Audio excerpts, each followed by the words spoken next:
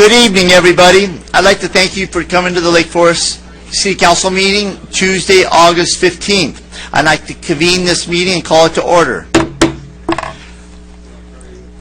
I'd like to acknowledge for the record that Councilman Hamilton is participating via teleconference call. We're going to start with the Housing Authority agenda. It's the salmon color agenda. So at this time, I'd like to convene a special meeting of the Lake Forest Housing Authority. It begins with the consent calendar. The consent calendar, items 1 through 3, all matters listed under the consent calendar are considered routine and will be acted by one vote. There will be no separate action or discussion of these items unless a member of the Housing Authority, the public, or staff request specific items to be removed from the consent calendar for separate action. Have there been any requests? No, sir. Council? I'll take entertained motion. Move. Second. Moved and seconded. Cast your votes. Commissioner Gardner? I have to do a roll call vote for every vote tonight. Yeah. Commissioner Gardner? Here. Yay. Or On the motion. Yes. Commissioner Hamilton? Commissioner Hamilton, can you hear us? I'm having a hard time, but I'm barely hearing something. You call me? It's your roll call on the Housing Authority consent calendar.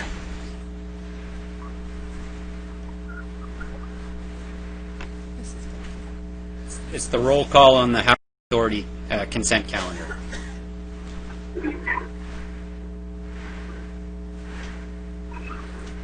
So you asking if I'm voting aye? Yes, are you voting yea or nay? Yay. Okay.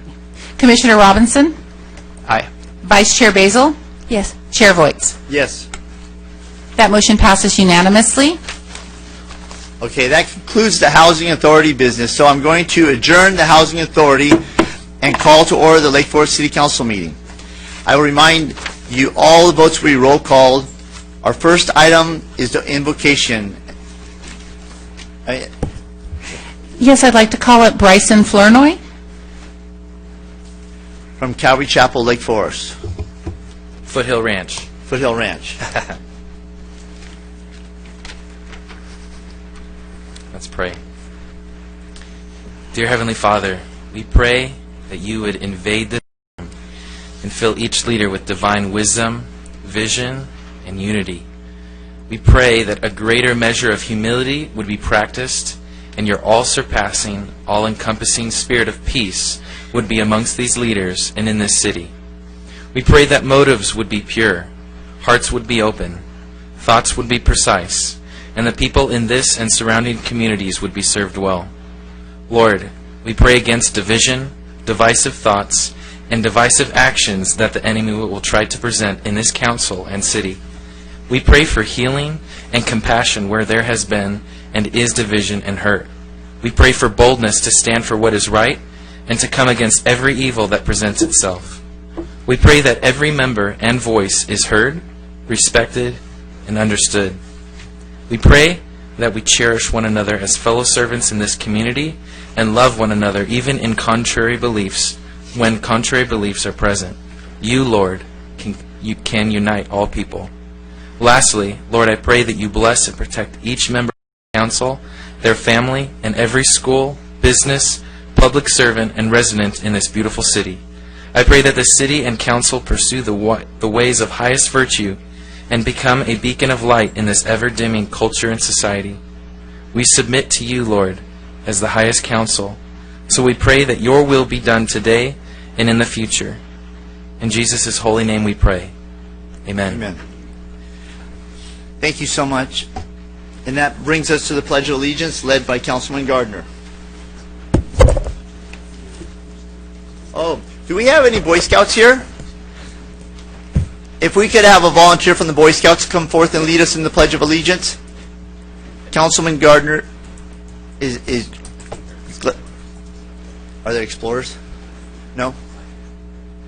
All right, Councilman Gardner, please lead us. Okay, prepare. Begin.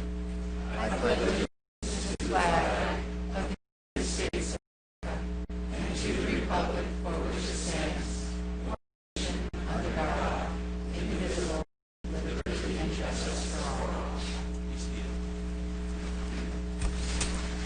typically the tradition of the city of Lake Forest is if we see Boy Scouts in the audience, we will ask them to come forth and lead us. And Councilman Gardner saw all the explorers in green back there. So sorry, guys. So this brings us to presentations. Agenda Item 1, recognition of the 2017 4th of July Parade volunteers, sponsors, and award winners, submitted by Director of Community Services. You know, something that makes Lake Forest such a special place is our 4th of July parade, where the community comes out and celebrates America's birthday and celebrates the freedoms we have. And so I want to say thank you to all of you that participated, and we'd like to give each of you that participated and were actually involved and award winners a debt of gratitude from the whole community of Lake Forest. And so with that, we're going to present awards and certificates for those that have been involved. And I'd like to give special acknowledgement to John Irish, who's actually been on the committee since the of our parade, and someone that still is called Mr. Parade in Lake Forest. Thank you, John. Mr. Mayor, before you leave, I'll move the presentations. Second. Councilmember Gardner? Yes. Councilmember Hamilton? Yes. Councilmember Robinson? Aye. Mayor Pro Tem Basil? Yes. Mayor Voigt? Yes. That motion passes unanimously. I'll go ahead and turn the presentation to Recreation Manager Laura Lissack. Good evening, Mayor Voigt and council members. Tonight I'm proud to present the 26th Annual 4th of July Let Freedom Ring entry winners, sponsors, special groups, and committee members who are able to make this all possible for our community. I have a short video that I'd like to show you, a segment displaying this year's winners as they flaunt their entries down the parade route.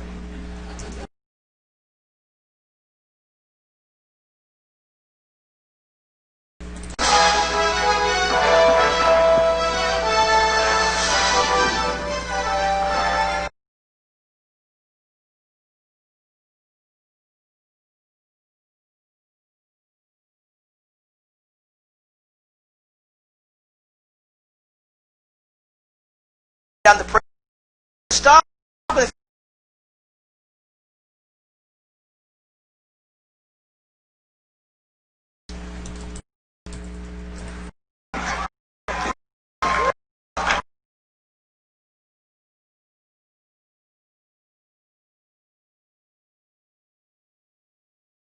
In the world, represented by SO Region 85 right here in Lake Forest. For over 50 now,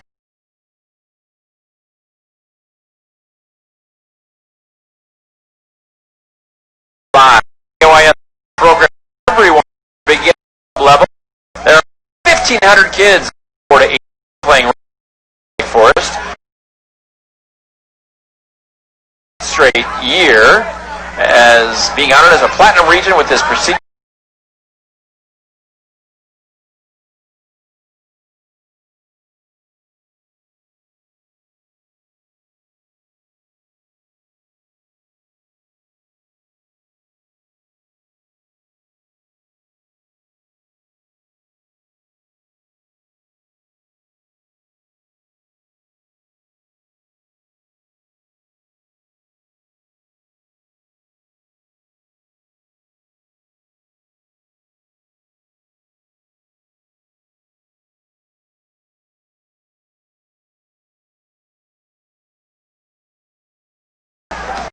All right, Mission Saddleback Valley Elks, number 2444, part of the Benevolent Protective Order of Elks, the premier charitable organization in the country helping children and veterans. The Elks provide scholarships, sporting events that build teamwork, drug awareness campaigns, and they support our veterans. Elks care, Elks share.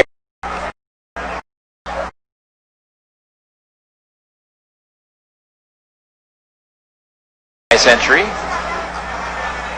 with the fire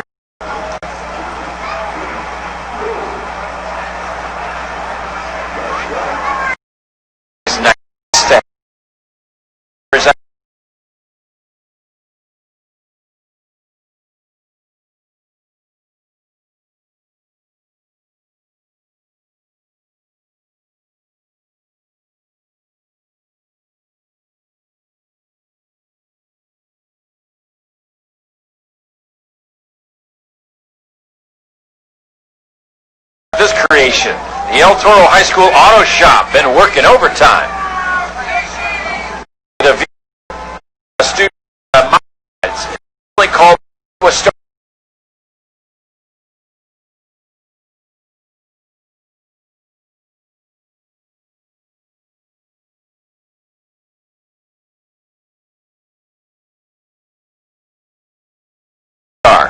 The wavy hand. The Auto Toro. Everyone.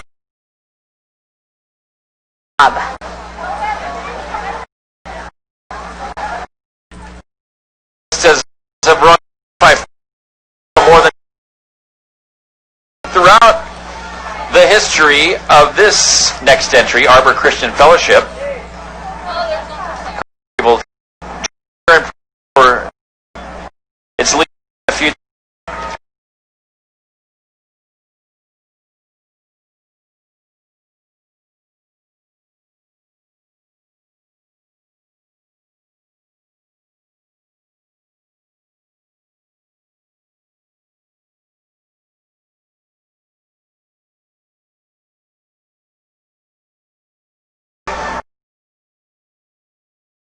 Fellowship. You ready? Get up and work out. Hardcore Fitness Studio, conveniently located off the 5 freeway in the brand new Lake Forest Gateway Center. With cycle classes, yoga, kettlebell, boot camp, Tabata, even kids classes. All right. I'm sure.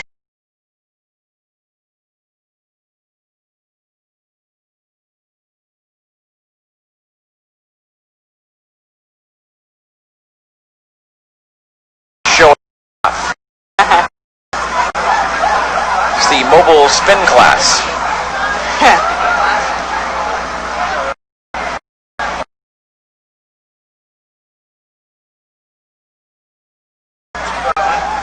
The mission of Compass Bible Church is based on the Great Commission of Jesus Christ, where he calls every church, including Compass, to make disciples.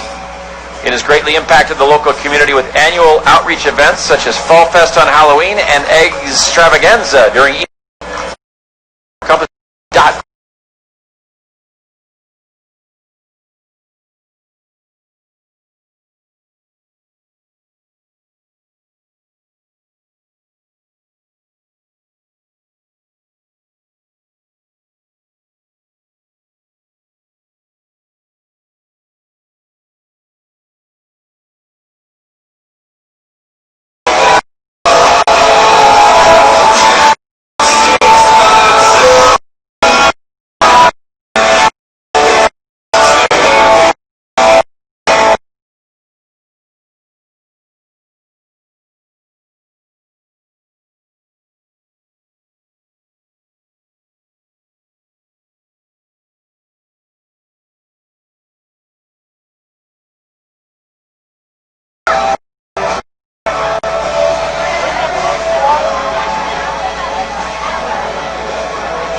It's a huge group there.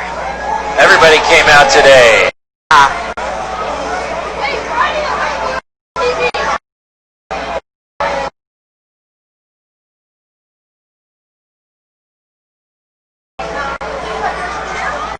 Amigos de la Colina. In 1915, the Liberty Bell went through El Toro. Anybody remember that? All right, a few. Did it the El Toro from LA?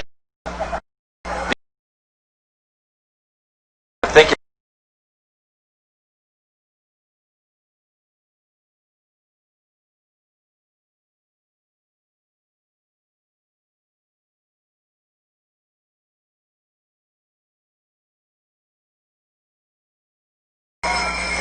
All right. Okay, in the summer of 2012, the United States Marine Corps created its first law enforcement specialized in the military supply state.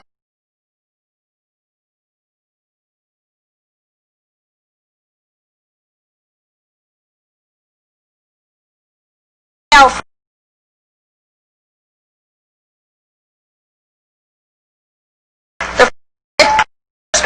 civilians total approximately 400 Marines, of whom 25% are deployed overseas at any time. Let's give them a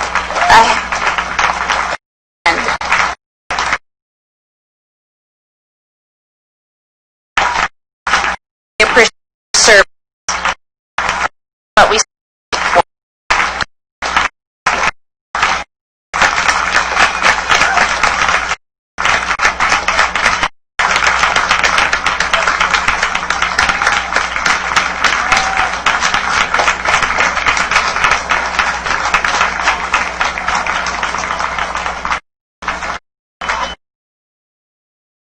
and more.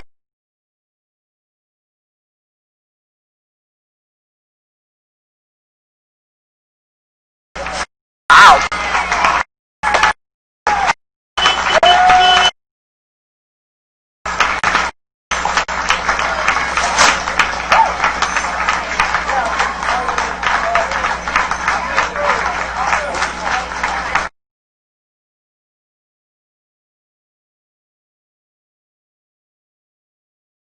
Orange County Chinese Ladies Group, organized to promote a healthy lifestyle and volunteerism by actively contributing in community activities. Founded in February 2013 by 28 Chinese ladies as a hiking group.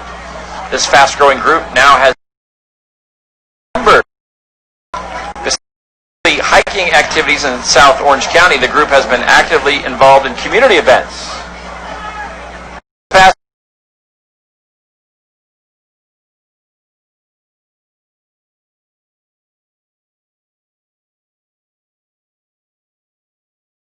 New Year Laguna provided culture, art, and craft displays for the Mission Viejo Library, and a series of on such as cooking and awards. Third consecutive participated in the parade.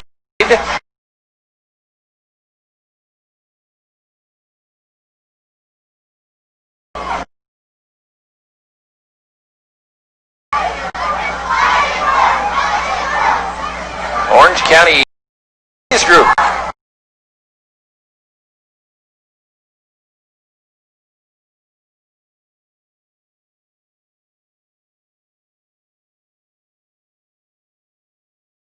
One by one to take a photo with Mayor Voights. The Mayor's Award goes to AYSO Region 85.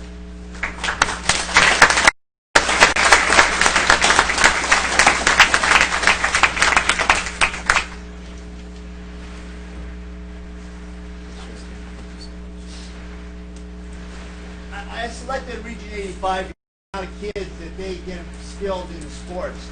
It's the largest youth sports group that we have in the Saddleback Valley. In the fall season, they have over 1,500 kids that are in Forest, Foothill Ranch, and Portola that are participating in outdoor activities. So I just love their involvement with our youth. And so congratulations and thank you. Thank you so much.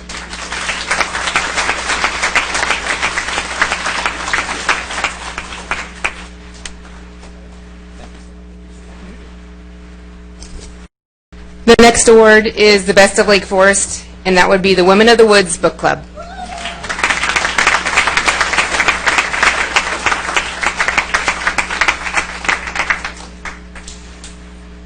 You know, you guys instill everything that's on here. Let ring.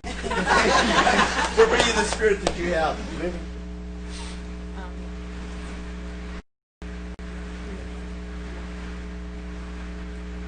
Ladies, thanks for your participation. Thank you. Thanks for your shoulders.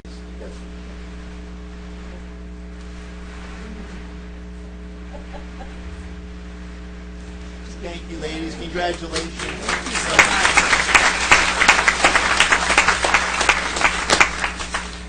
The Best of Community Outreach goes to the Mission Viejo Elks. Are they here? They are not here tonight.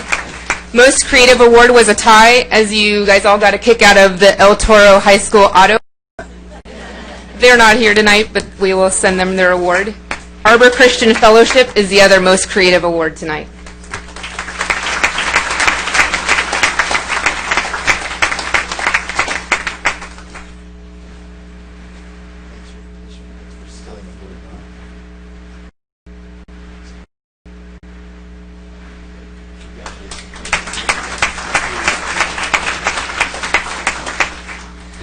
The next is the Best Sports Team Award. That would go to Hardcore Fitness Studio.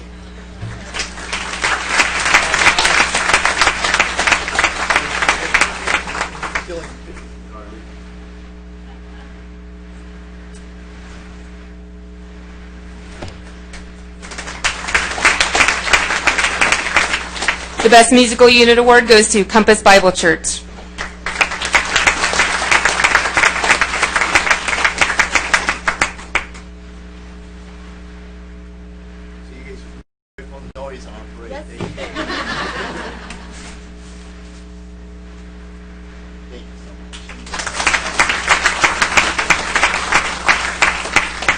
The Best Theme Award was Amigos de la Colina.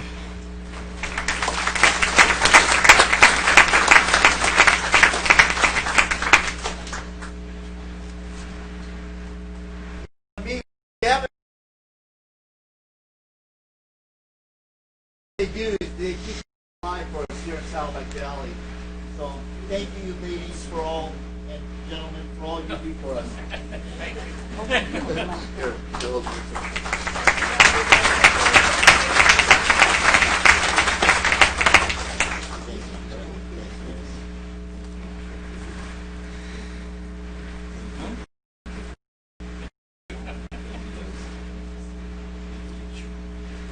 The Most Patriotic Award goes to the 1st Law Enforcement Battalion, USMC.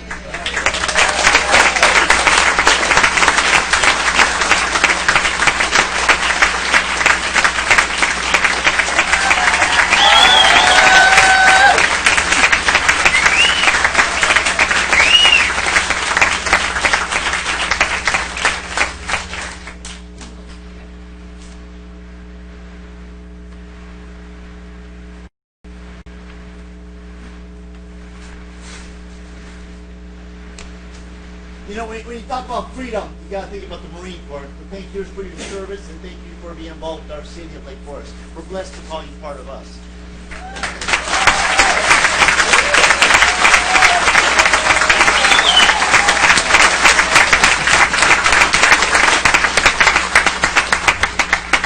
And last but not least, the Sandy Mink Award goes to the Orange County Chinese Ladies Group.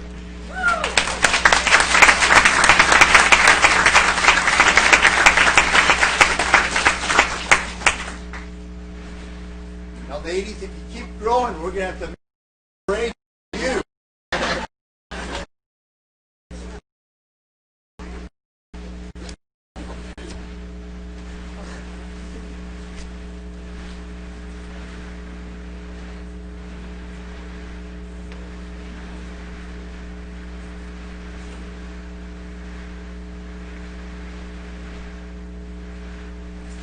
Thank you, ladies.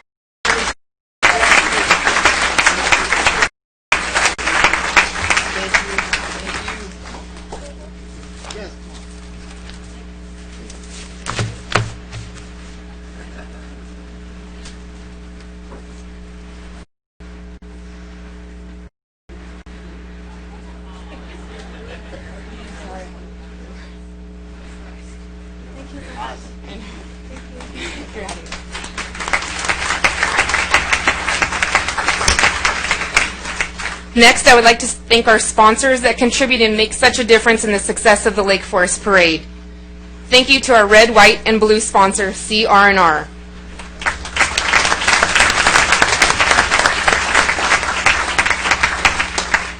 Not only do they do waste, but they do our recycling and keep us in compliance with the thank you for all you do. And huge contributors to in Lake Forest.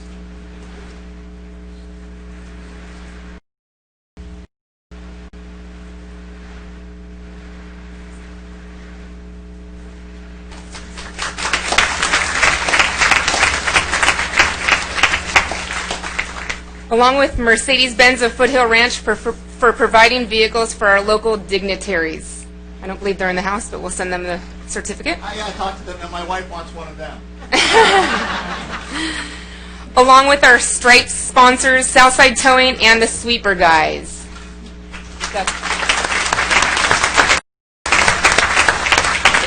It's the same guy.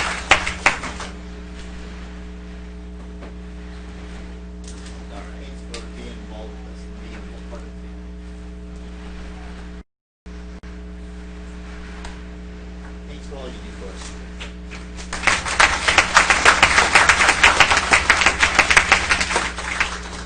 This year, Deputy Jason Mcclellan was our new contact this year in charge of the parade for the Police Services Department. This was Jason's very first year, and I have to say we were a little skeptical. But his team of staff, including the Stars and Explorers, did an amazing job securing all the streets and providing support to all the entries and dignitaries. Thank you to Police Services for all your effort in making the parade such a huge success. All the deputies, all the Stars, and all the Explorers, if you would like to come up and accept your award.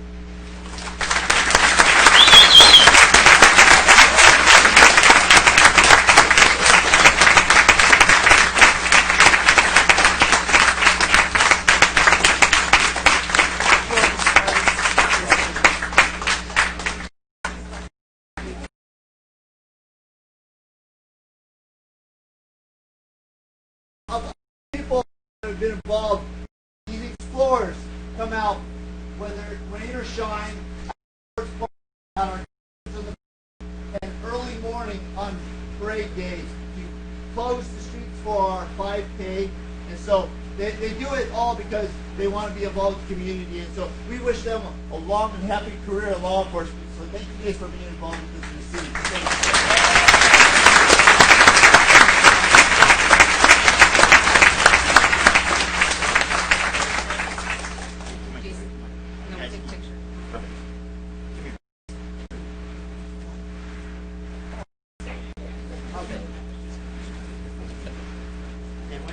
When you guys hold up this, come with me. Okay, here we go.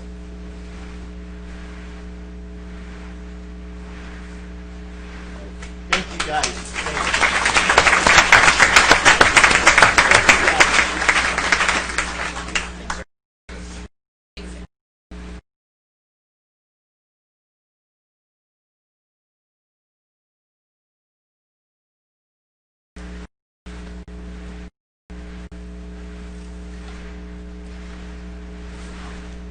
Along with Police Services, this year the Parade Committee was faced with the challenge of the new Public Works contract with PV Maintenance.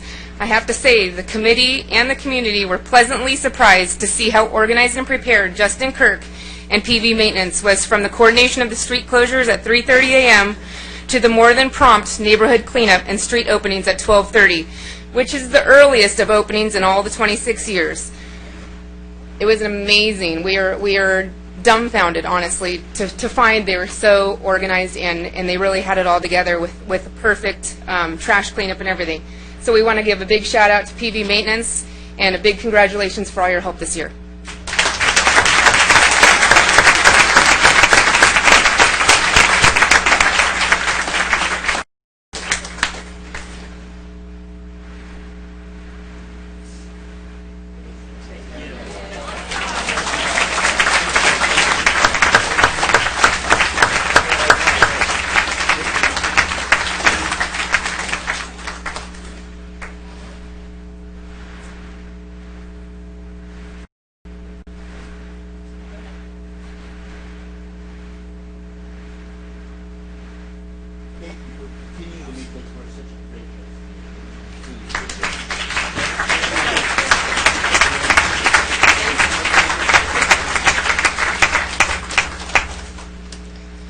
I would like to send a special thanks also to Care Ambulance for their participation this year as well.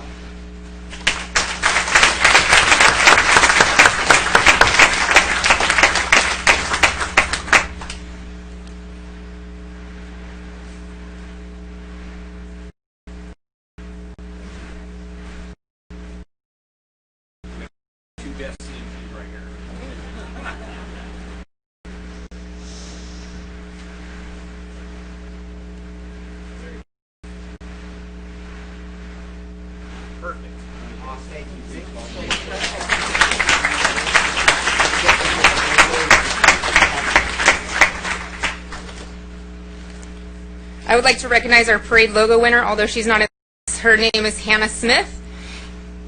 So we want to thank her for providing our parade logo. Moving right along to the parade committee, I cannot say enough about my team. My team's amazing. The parade committee, who worked tirelessly from February through the end of July. There are 3 right-hand people that help me coordinate and make it all happen behind the scenes. Some of you don't even know these people.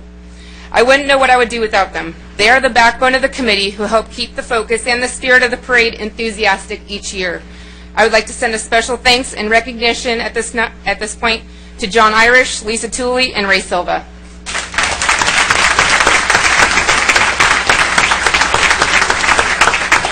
I'm gonna call them up as they come in. We'll do it in alphabetical order. I would like to recognize the parade committee for all their hard work, creative input, and extended hours of community volunteer hours they put in year after year.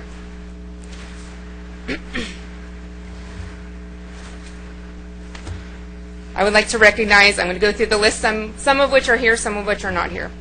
Peter Albini, Noma Bates. If you're here, come on up.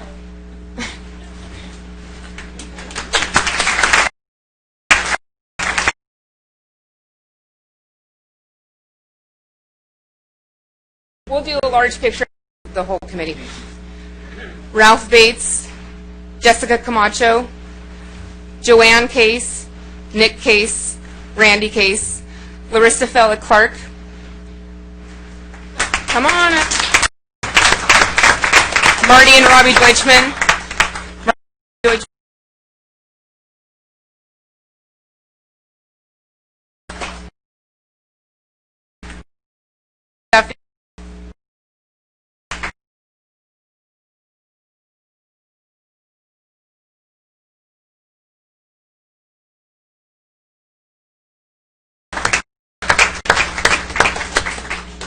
Dr. Jim Gardner.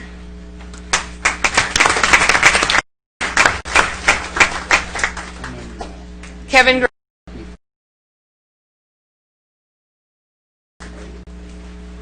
Martha Halverson. Sharon Hansen. Loretta Heron.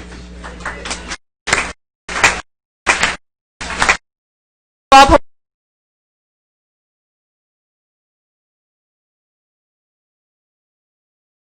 John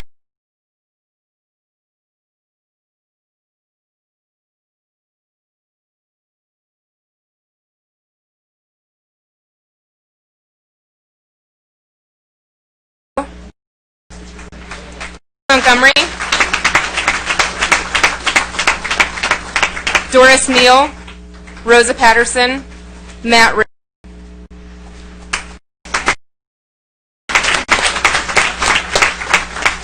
Ray Silva, Sheila Smith, Rich Stein,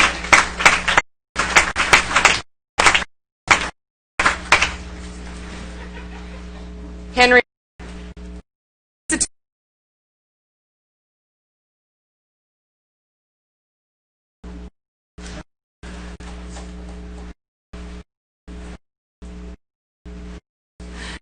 John and Sybil Wilson,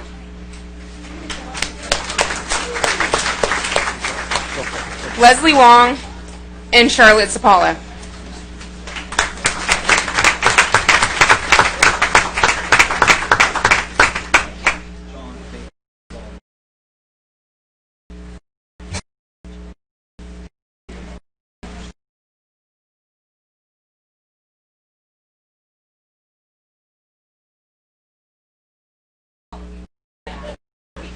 Please recognize the 2017 parade behind.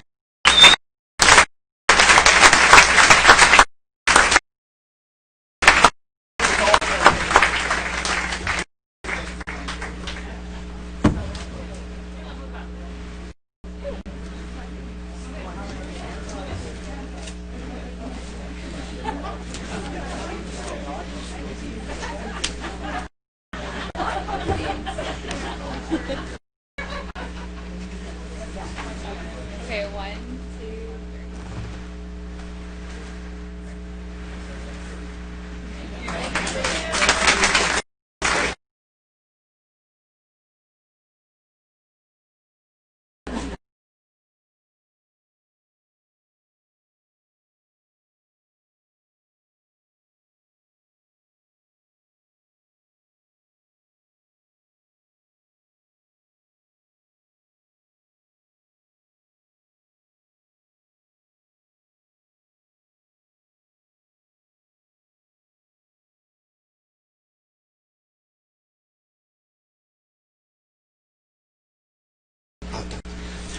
ladies and gentlemen, and participants, committee members, and award winners, I want to thank you on behalf of the community and the council in your involvement, the time and effort that many of you put to make this once again a successful birthday for our great nation. And so the parade in Lake Forest means so much to the community. I think that it's been, what are we at, 25 years? 26? 26 years. So 26 years of going strong, getting better. And so thank you, John. Thank you for all your involvement. I really want to give you a sincere thank you, because what we've given you with the certificate is just a small token of our appreciation for helping make Lake Forest such a special place. And so on behalf of the city, God bless you guys. Yeah, I just wanted to add to that the work that Laura did and the staff did. They did a terrific job.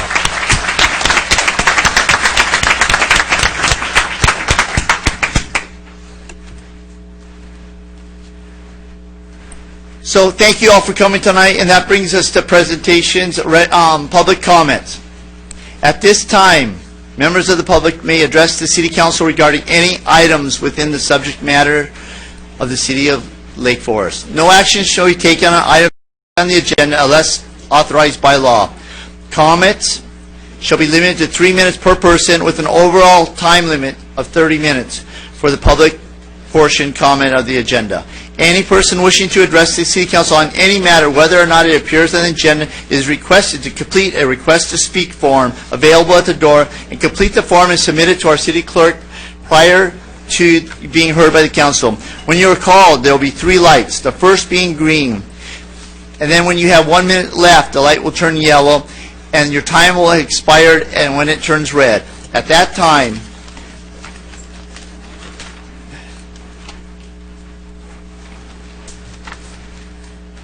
your public portion comment has ended, and the council requests that you conclude your comments and save any future general comments for a future meeting. Madam Clerk, have we had any requests from this? Yes, Your Honor. Are there any requests to speak at the teleconference call? Councilman Hamilton. Sorry, I couldn't hear. What was the question? Do you have any public comments where you're located? No, I do not. Okay, so Madam Clerk. Sharon Holmes and Vicki Davis, followed by Bernadette Strobel.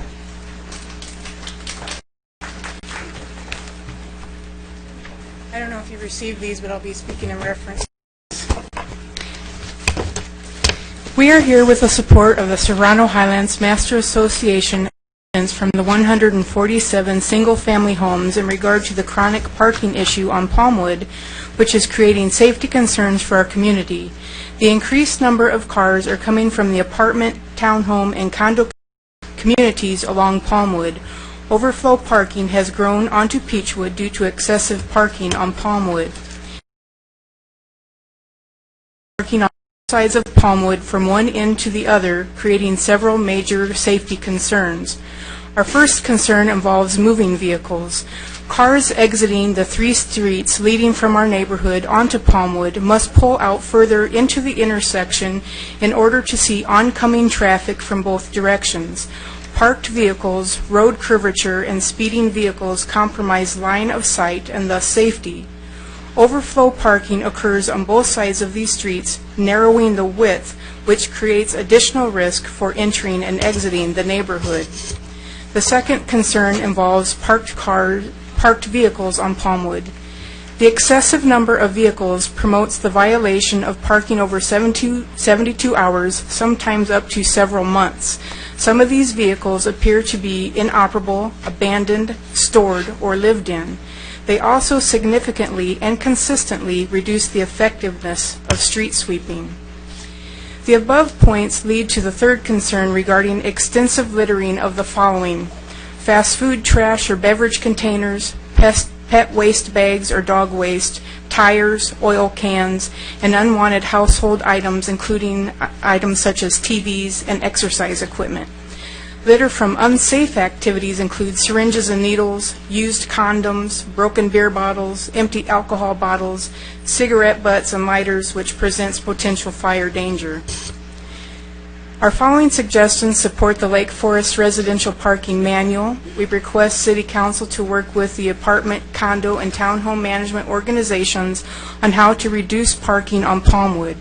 Resolve any changes made to their parking policies, such as possible fees for parking permits. Request management to enforce proper use of garages, using them for vehicles and not as storage units. Have management inform residents that it is everyone's responsibility to pick up their trash. Our engineering request would be to extend the red painted curb corners into the neighborhood street entrances from Palmwood, which would be Sprucewood, Arborwood, and Autumnwood. Post signs for no parking according to vehicle code regulations, street sweeping parking restrictions for Palmwood, as well as neighborhood streets. Provide additional trash containers along Palmwood, with some providing additional pet waste bags. We support the city's program to provide communication to the public through emails, letters, and Lake Forest leaflet of current policies and new changes, along with the consequences of noncompliance. Thank you. I want to say thank you for the staff report, because this is really a great synopsis of what's happening up there. And we do have the ability to reply now right away. So, okay. So staff, Carlo is our lead person on that. So we've just enacted a parking and traffic commission that's part of our planning commission. So we'll forward this to them right away, and Carlo will get back to you guys. But you guys have given us all the data we need, and so I want to say thank you so much for bringing this to our attention, because obviously our neighborhoods are part of our community, and our homes are our palaces, and so this kind of trash being left there by people that don't live on your street is unacceptable, and so we're sorry, and we're going to try to make it better. Thank you very much. Okay. Bernadette Stobe. And I wanted to add, ladies, first of all, I wanted to add something the mayor said. Yeah, this report is excellent. It's better than some staff reports. Really good. So this is top stuff. The other thing I wanted to say is that, generally speaking, and this goes for everybody who's here in the room, if you want us to have something, it usually helps to send it in earlier to the city clerk, and then get that Thursday or Friday before the meeting, so we have more time to do this. But this is excellent, and as he said, Carlo and the traffic people will take up. Thank you so much for the time you put into this. Bernadette Strobel, followed by Tom Cagley. Well, I'm here to iterate the comments that Sharon and Vicki just made, and that is that we do have, as we exit onto Palmwood, we do have to go beyond the corner to see traffic, and I don't know how many times I've almost been hit. Furthermore, the two homes that are on Autumnwood that are near Palmwood, people have trouble exiting their homes, their driveways, because cars come from Palmwood onto Autumnwood very, very fast, and we can't see those cars. So I want to iterate that. Trash dumping. I mean, for weeks we had a roaming office chair in our neighborhood, and I don't know who it is, and I'm assuming it's people in apartments. I don't know who it is, but they seem to like dumping things on Autumnwood, and then things roll down the hill, and they end up in front of my property, especially chairs and things with wheels. The last thing was a treadmill. Luckily, a friend of mine needed one, so he came and took it, so it worked out very well. I'd also like to acknowledge, and I think I'm still green, and that is the individuals that are all part of our little neighborhood that are here raising concerns. Please stand or raise your hands. Yeah, these are all people representing our little circle, and that includes Autumnwood, Forestwood, Vailwood, and Fallenwood. And thank you very much for listening to our concerns. Oh, I'm sorry. Yeah, them too. Thank you very much. Thank you so much. This is a great show of support and wanting us to hear you. We've heard you, and we have the apparatus to move forward to help you guys. And so thank you guys so much for coming and sharing. And to all of you that are in the audience, if you have abandoned cars or suspected abandoned cars, please notify the city. We have a website that you can email us to, or you can call our stars at the... And we have stars that work the best for police services, and that we can have someone go out there and find out and tag it to where we know that it hasn't moved for a while. So we need your eyes and ears, and so thank you so much. I just wanted to add that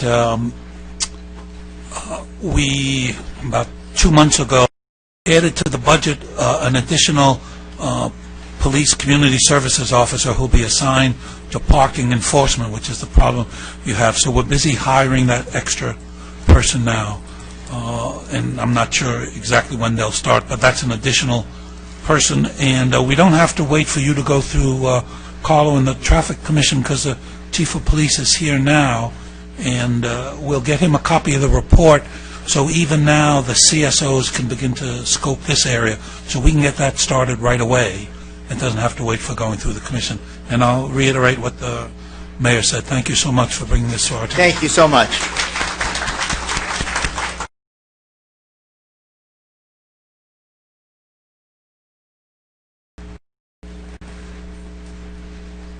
Well, Tom, we're glad you're not even limping right now. Thank you, Mayor. Good evening, Your Honor, Mayor Pro Tem, other council members.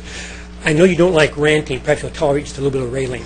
I received a copy of a press release today, which had been put out on the 27th of July, and it surprised me. It's about the Veterans Park. In that press release, there are two things that bother me about it. One, it says it's to be for veterans for fallen heroes. That's not what was voted on back in July. Mayor, Councilman Robinson and others of you voted to make the Veterans Park a Veterans Park and take the heroes over to Heroes Park with dedicated softball fields, other fields for them. So the press release is incorrect and should not have been put out that way. Second, it says a committee was formed. Now, it could be that it's word games, but to me, a committee it should be a commission, should be formed by you people, not by city staff.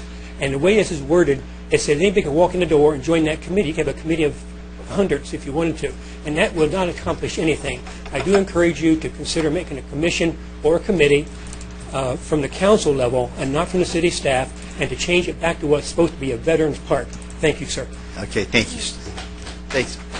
That might have been a misprint on that. So yeah, I followed up. I got a copy of Tom's email, and I followed up with the staff, and it's not going to be the Veterans Memorial unless you folks decide to change it. I also talked to the staff about the committee and how that's going to be set, and they're going to go ahead on Wednesday and explain everything, and go ahead with the procedure that they have in motion. And if ultimately you're happy with that, then we'll be happy. If ultimately you're not happy with that, come back to us. But I think it is going to work out. Thank you. Thank you. Andrew O'Connor, followed by Roger Gregston. Good evening, Mayor, members of the council. My name is Andrew O'Connor, resident of Foothill Ranch since 1990. I'm here to talk tonight about Andrew Hamilton's, quote, supporters. But let me preface something from Plato before I begin my presentation. And Plato said, if you do not take an interest in the affairs of your government, then you are doomed to leave the rules under the rules of fools. Plato. Well. Isn't it very interesting to find out who the true supporters of Andrew Hamilton are? Let's peel back the donors, like the skin on an onion. Your Form 460 campaign statement filed before the July 31st deadline by your Hamilton's Anti-Recall Committee, Lake Forest Civility, Hamilton cited contributions of $47,850, of which $40,500 could be tied to developers or the building industry. Another $6,000 came from political action committees, and $1,100 came from private individuals, including $1,000 from Councilman Dwight Robinson. The most telling number was contributions of $33,500 from Toll Brothers, the developer hoping to build more than 800 luxury homes onto the nursery site that's owned by Gary Nakase. Also listed as a contributor to Hamilton's team is Nakase, who contributed $250. By the way, Saddleback Unified School District does not support the development of these homes at the nursery. Who else supports Hamilton? Let's peel back our onion. Well, none other than Forest Council member and former Mayor Dwight Robinson. Councilman Robinson, aren't you an elder at your Christian church? Which means our Christian council members support sexual harassments against Mayor Pro Tem Leah Basil. Peeling back more skin? No other than Eric Berg, who also patch derogatory message information. Who is Eric Berg? I believe it's Joe Moscatiello, CEO and president of Pepinos, who I believe regularly rinses food scraps from his kitchen into the storm sewer behind the Rockfield restaurant location that ends up on our beaches. Finally, Councilman Hamilton, who is the California's Homeowners Association, P.O. Box 730 in Hillmar, California? And what are they doing in my community's politics? In conclusion, Councilman Hamilton contends he is supported by all of Lake Forest. If that's so, where are the contributions in small amounts like $5, $10, or $15 from your grassroots supporters? There are none, because they don't support you. Thank you. Thank you for your comments. Roger Gregson, followed by Sherry Anderson.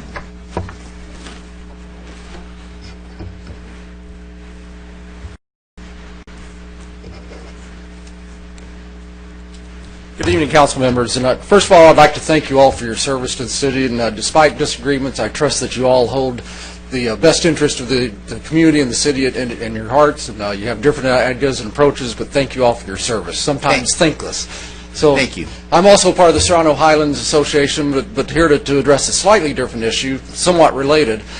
I believe there's always been a safety issue at the intersection of Peachwood and Palmwood, which could be very simply addressed by creating a right-hand turn only lane in the number 2 lane on the northbound side of Peachwood. There's been at least one fatal accident, sadly, there within, I think, the last couple of years as a motorcycle involved.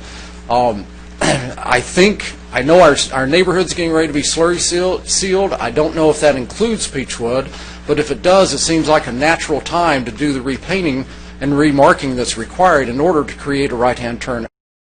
The reason that's an issue is that as you're sitting there waiting to come out and make that left-hand turn off of Palmwood, the vast majority of traffic in that number 2 lane is in fact turning right on Palmwood. But unfortunately, not everyone is courteous enough to use that right-hand turn signal, and you get there and you wait and wait and wait, and you start to assume everyone's turning right, and 1 in 10 isn't, and that guy's flying up the hill after 3 cars that haven't turned their right-hand blinker on. So I think it's a simple solution that wouldn't impact traffic negatively on Peachwood, because there's really not that much traffic that goes beyond Palmwood. So that would be my suggestion there. I still have the green light, so I'm going to veer off to another traffic issue unrelated to our neighborhood. But there's always been an issue at Trabuco and El Toro. As you're going, I get the directions confused, as you're going from Lake Forest across to El Toro on Trabuco, I think there should be cones in the center of the roadway there, just like have been placed at Trabuco and Lake Forest. You effectively addressed it very simply, and I would assume economically, with those cones there that eliminate some of the turning that was taking place there.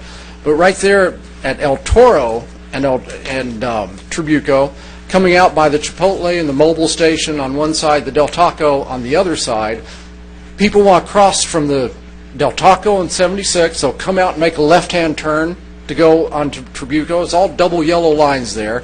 Then they'll do the opposite from the other side. Again, the cheap plastic sticks could be put in the middle of the street and could completely eliminate that. And sometimes people get stuck there also. So anyway, thank you for your attention. Again, thank you for your service to the city. Roger, thanks for your comments, and thanks for we all are dedicated to the city of Lake Forest. I realize. So thank you that. But we have a planning commission that these comments could be directly taken to them, because they're the traffic and planning commission now. So these are great suggestions, and I think that is a major problem along there on both sides, and even along El Toro Road, where we have people coming out of the Del Taco on El Toro Road, making a left turn to northbound El Toro Road. I've seen it just last weekend. There was an accident. So thank you. I'll forward these on, but you can it's the third and fourth Thursday? Second and fourth Thursday. Second and fourth Thursday here at the same location. Okay. Same time.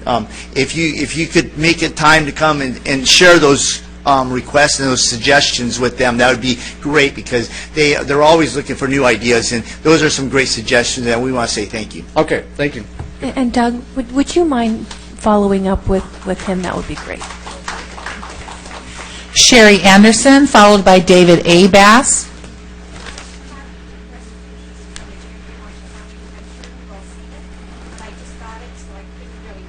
Thank you.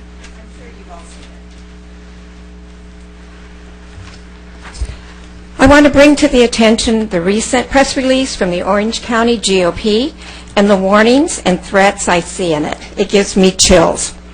When I first started standing up in council meetings, I felt threatened online by a friend of Mayor Voigt's, who uses a fake name of Eric Berg. I felt threatened enough to bring it up in here and to file a police report. When I was collecting recall signatures, I was warned by friends and residents to be careful. They worried for my safety. I was basically called a pedophile, and it was never a concern of our council or their supporters. They let it happen. I felt concern for Councilman Leah Bazell. Safety, I know she and her family continue to feel the same concern. Another recall person was visited at her job, in my opinion, a warning. It concerns me that even the sheriffs made a donation to the anti-recall campaign and then received their full contract. I also saw the way I was treated by the sheriffs during the recall. It doesn't make me feel safe in Lake Forest. I have been warned by residents to be very careful and even stop standing up at these meetings. They're concerned about my safety. Some in general and others with more insight into how this city is really controlled by money and power. I don't feel safe, and I worry about others in our city. When I read the letter from Fred Whitaker supporting Councilman Hamilton, it gives me chills, because they, and I'm not really sure who they are, actually I'm afraid to state who they are out of fear, but they obviously do not want anyone in the way of their power, and they will destroy their lives, the lives of our residents, if they get in the way. They obviously hired someone to research and dig up something dirty on one of our residents mentioned in the letter. It's dirty and ugly, and in my opinion, it's a lie. But that doesn't matter. They will destroy anyone in their way. In this case, Councilman Hamilton lets it happen.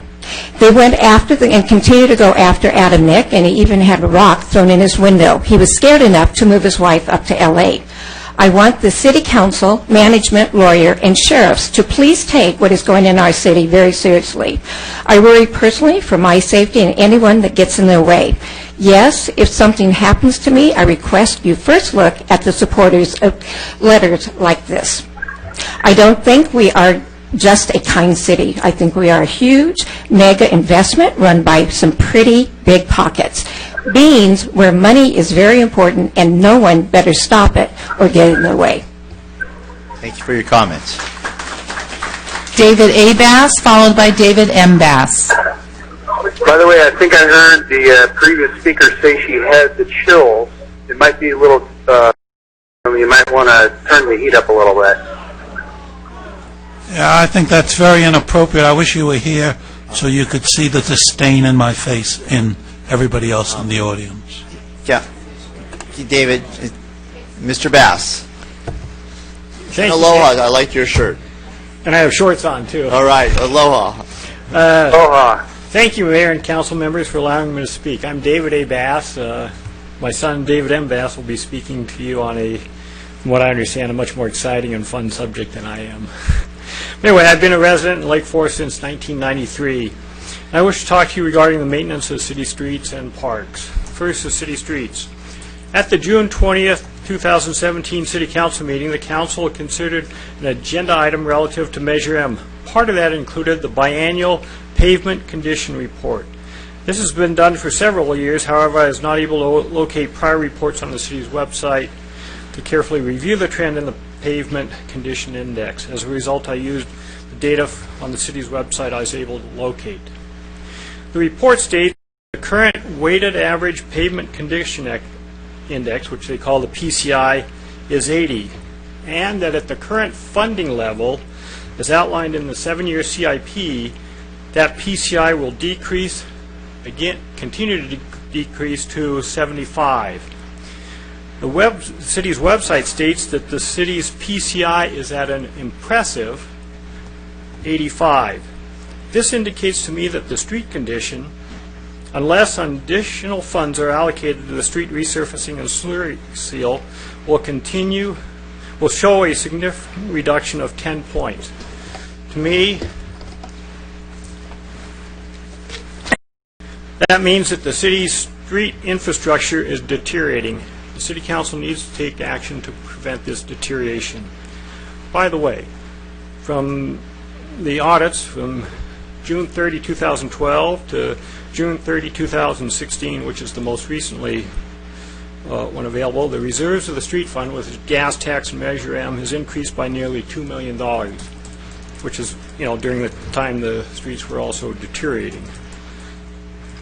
And then one of the activities that appears to me to be causing the rapid deterioration of the streets is the number and size of street cuts made by utilities.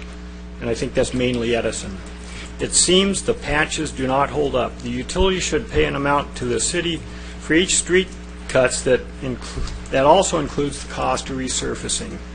They should also do the repairs correctly so there is no sinking of the cut area. This would allow the time-honored rule in backpacking, which like leave no trace. And quickly on parks, notice that there's a neighborhood improvement plan for the 10 neighborhood parks. I'm concerned that much of this could be considered deferred maintenance. There's not an index onto park maintenance. I know the city has received money to build them but not maintain them, and I recommend the city amend the agreements with the developers to allow some of that to be used for maintenance and set up an endowment fund to fund that. Conclude your comments. Thank you. Great suggestions. And I'll with Public Works about the PCI, so thank you for that. I just wanted to say a couple of things. First, those issues are coming up in our strategic planning, which is going to happen next month, where we're going to review, and specifically that issue, amongst other issues, the 80 to 75%. So that's on our radar. Thanks for bringing that up. The other thing I want to say is a little bit more general, and say that to everybody. And is Roger Gregson still here as well? Yeah, okay. And to you as well. When they slurry sealed my street, they did a bad job. And I went out there with a camera and I photographed all the bad things they did. They just didn't do what they were contracted to do. And I brought it to the city, and I got a little pushback, and I pushed back again and said, no, this is the contract. The contract says you can't have a line more than, I'm going to say like an eighth of an inch, and I went with a ruler and I showed they were more than 8 inches. I said, they're not doing the job. This is the contract. Enforce the contract. They came back. They did a pretty good job, mostly, and then I still had some complaints. The bottom line I'm trying to get at here, it's your city too. So if they're doing the slurry seal, that's as much on you as it is on the company. If you find it's not doing well, complain. We're going to have to move on. Okay. Thank you. David M. Bass, followed by Heiko Peschel. David Jr. Thanks for letting me speak, guys. I wore a suit and tie so you could distinguish me from my father. All right. I'm going to promote that basketball now. Yes, of course, of course. I came here to talk about basketball, not complain or anything like that. So I just wanted to give you guys a brief update. Since I last came here, we started to do like a free session every Saturday from 8 to 12. And as of a couple of days ago, we began enrollment or registration, early bird registration for the winter season, which will start a full month earlier than it did last. Thank you. Do you have a Facebook page? Yeah. Okay. Yeah. You just go to lakeforestnjb.com. Okay. And see all that stuff. We'll be there. Thank you so much. Thanks for being involved with our youth. Heiko Peschel, followed by Rita Bradley. Good evening, Heiko. Good evening, Mr. Mayor, council folks, and everyone else. Peschel, Foothill Ranch. And I've only been in this neighborhood since 1960, so I must be a newbie. No, we moved here in 1960, and I've been here ever since. Anyway, a couple of general items. Wife and I went to the Artemis Defense Institute down here, just a couple blocks down the street, and spent an hour playing with weapons, learning how to improve our skills with them. Went to Pepino's for dinner, hence the beanie. And then she dropped me off here because she doesn't like council meetings worth a darn, which is understandable. But the thing that I'd like to talk about is the amount of animosity that's out there behind me. These people have no sense of life, sense of living. Their only thing is to be just like the folks back east. Hating is a good thing. No, it isn't. No, he's got his comments. Please, Heiko, address me. Sherry, you're in the audience, please. Okay. Keep you directed to us. I will direct my conversation to you. Anyway, my point on all of this is if folks would be more interested, more involved, and less judgmental, we would have a better chance of having not only a good council, but a good city. I agree with Mr. Bass on the subject of pavement. The slurry seal folks are not always as good as they think they are. Anyway, thank you all very much. Thank you. Mayor, we have reached the 30-minute mark. We have 4 additional requests to speak, but I wanted to point out that we have reached the 30-minute mark. All right. We have on speaking, so I'm going to refrain from any more speaking until at closed meeting. We will always hear all comments, and so at the end of the our rest agenda item, we will go forward with the rest of the meeting. Public comments. Mr. Mayor, I would make a motion that we suspend that rule for the night here and that we hear the last. I'll second that. Okay. That. Please. Rita Bradley, followed by Martin Henderson. Okay. Hi. Good evening. Hi. Some meetings ago, a resident directed a comment to Councilman Dwight, which was specific, direct, and frankly a little harsh to hear. However, that particular resident did address what we other residents had noted for a very long time, that maybe council members should also have a time limit. I know comments like that are difficult to hear, but I want to commend you for taking that advice to heart and making generous strides to improve the communication that was addressed. Personally, I have noticed a vast improvement in your comments, being focused, specific, and concise, and not rambling. Hopefully, your example will lead the way for the other council members to follow. The other day, I was in a small shopping center.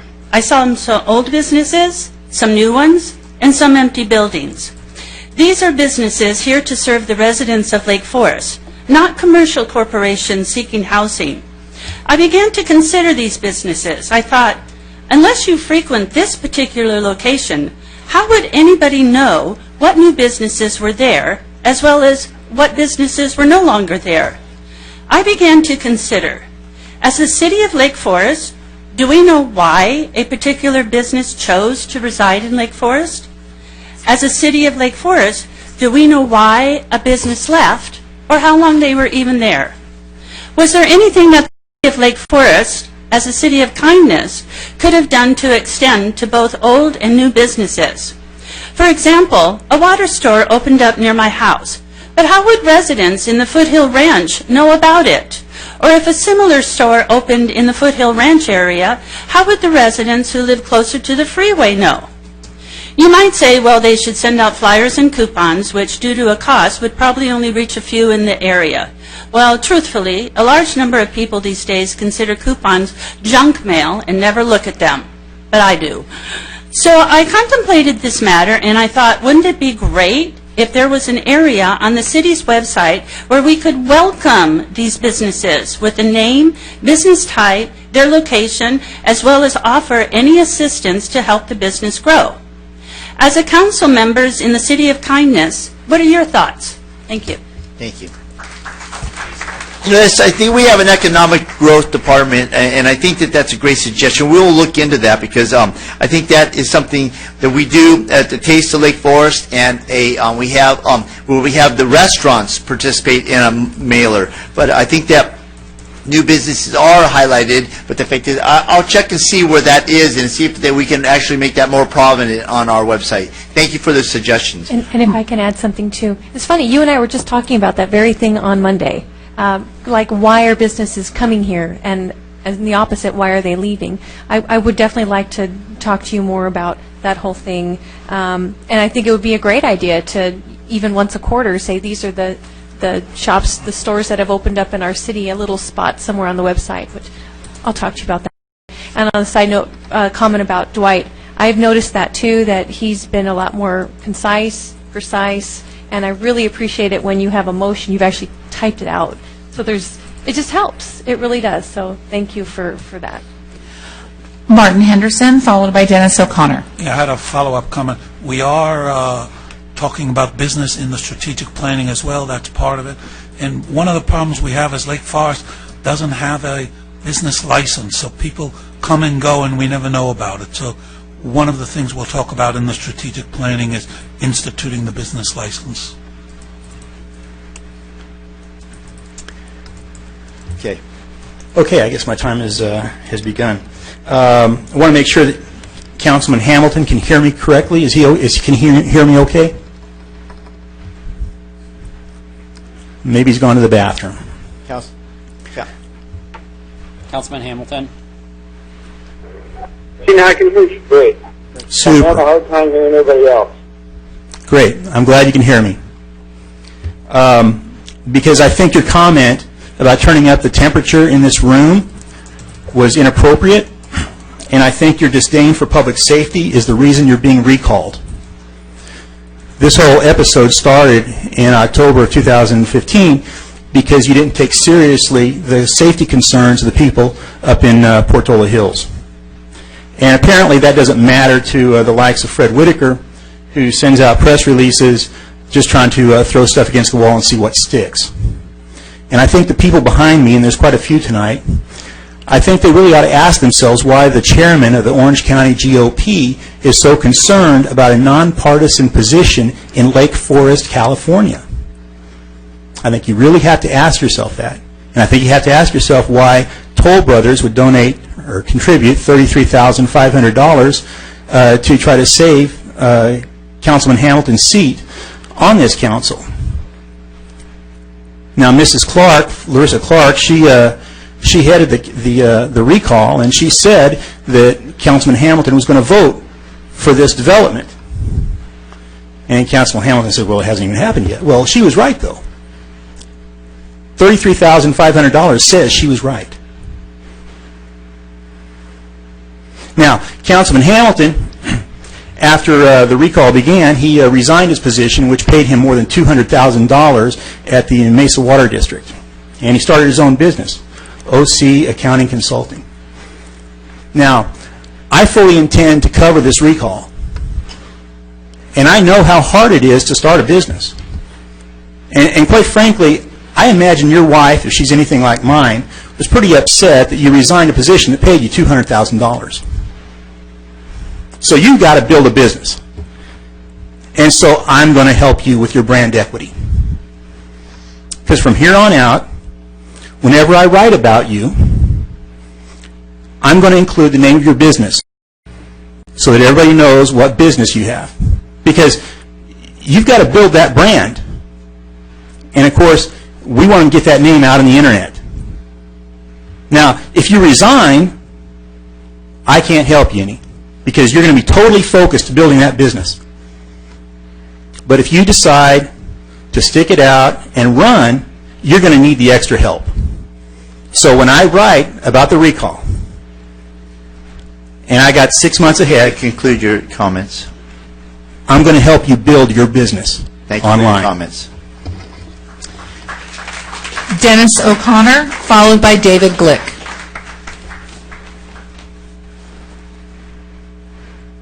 Thank you. My name is Dennis O'Connor. I've been in the Serrano Highlands area for over 25 years. I live on Sprucewood, and I just want to commend the ladies here who have brought up the parking problem that we've had.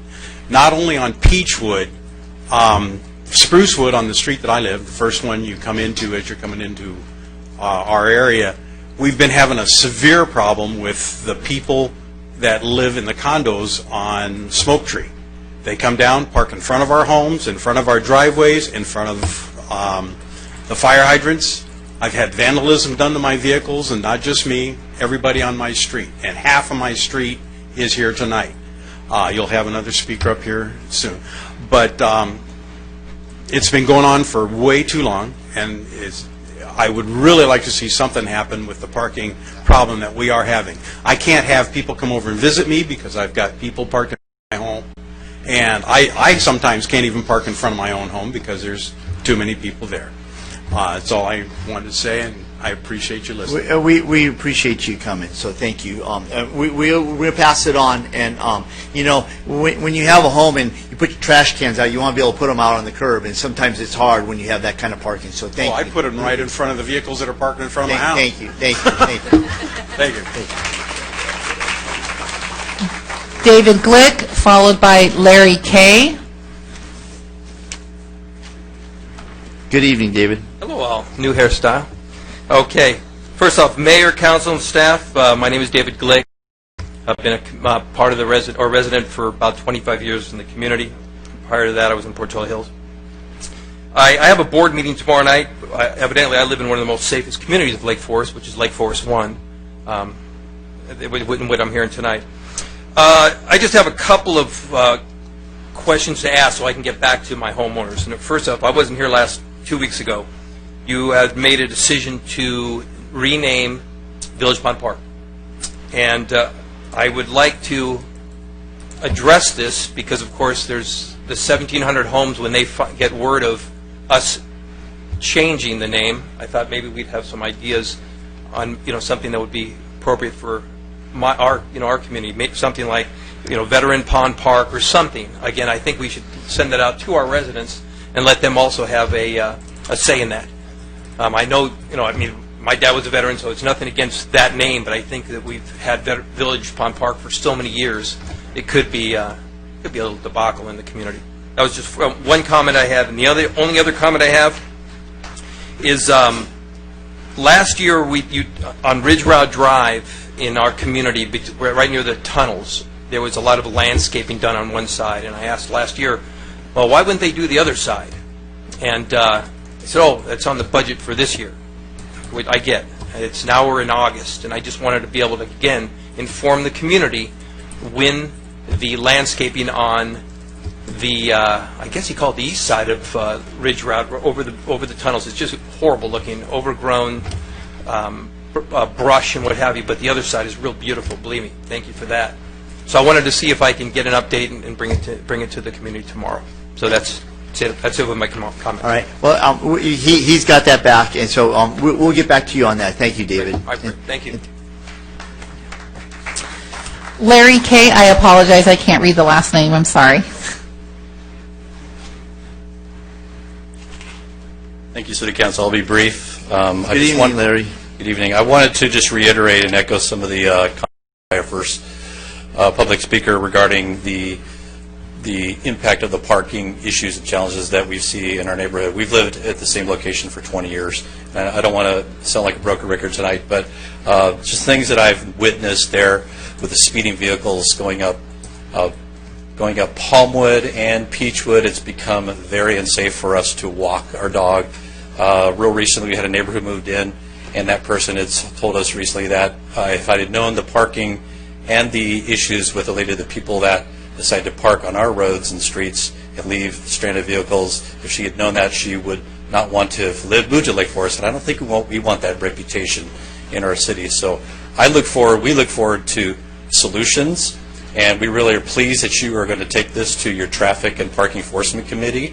I witnessed a couple of people actually living in recreational vehicles on Palmwood, and that's not the quality of life I think that our residents expect in that area. So I want to thank you guys for looking at this real carefully.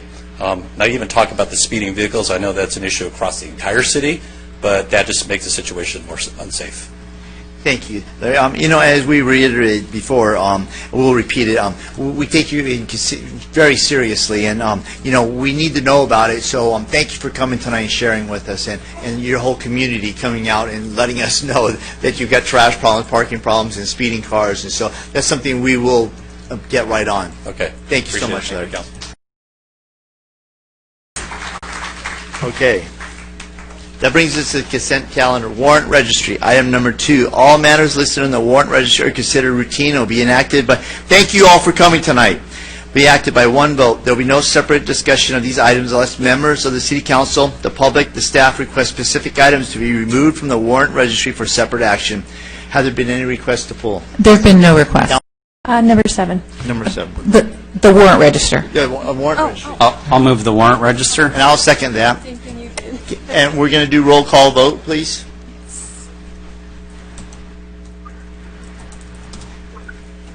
Councilmember Gardner? Yes. Councilmember Hamilton? Yes. Councilmember Robinson? Aye. Mayor Pro Tem Basil? Yes. And Mayor Voights? Yes. That motion passes unanimously. Thank you. That brings us to calendar. Items number 3 through 7. Number 7. All matters listed under the consent calendar are considered routine and will be acted by one vote. There will be no separate discussion of these items unless member of the council, the public, or staff request specific items to be removed from the consent calendar for separate action. Have there been any requests to pull from the consent calendar? Yes, agenda item 7 from the public. Okay. And so I would Move take... the remainder. Second. Moved and seconded, please. Can we do unanimous consent? Councilmember Gardner? Yes. Councilmember Hamilton? Yes. Councilmember Robinson? Aye. Mayor Pro Tem Basil? Yes. Mayor Voights? Yes. That motion passes unanimously. Agenda item number 7, second amendment to the agreement with Tate and Associates, submitted by Director of Public Works, City Engineer, and removed from the consent calendar by a member of the public. Randy Johnson?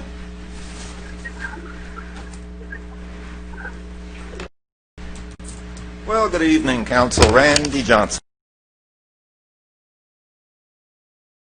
I was looking over the agenda tonight, and I just did some background on this. I saw this amendment to the contract, apparently that was drawn up back in 2015, on September 15th. And I noticed it was Tate & Associates with Portola Parkway resurfacing. So I saw that the original contract, I think, was $154,000. They tacked on another, I think, $6,000, and then the amendment is for $77,000 more on this. Now, interesting enough, I didn't see anything in the staff report that the CEO of Tate & Associates happens to be Tom Tate, the mayor of Anaheim. And, there were 8 different candidates for this particular contract back in 2015. And I'm not making any insinuations. I'm not drawing any conclusions here. But I think that in the future, when you have a contract that involves another elected official, because it's a small family, folks, let's face it. It's a small family. It really is. So when you have a contract that involves specifically another elected official in Orange County, that should be shown in the staff report. I think the public, probably you folks already knew about it. You know Tom Tate. I mean, you would have to say, oh, Tate & Associates, that's not Tom, is it? And look at it yourself. Okay?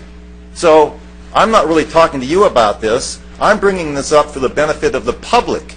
They should know about it. And again, I'm not drawing any conclusions. I'm not saying there's any wrongdoing here or anything like that. But that when there's a public official involved in a contract agreement in Orange County, it should be shown to the public when this contract is actually executed. Thank you. Thank you. There have been no further requests. That actually makes sense to me. I mean, it's true. I mean, just the appearance of wrongdoing. I don't think there was any malfeasance here, but it definitely does help for residents to know who we're contracting with.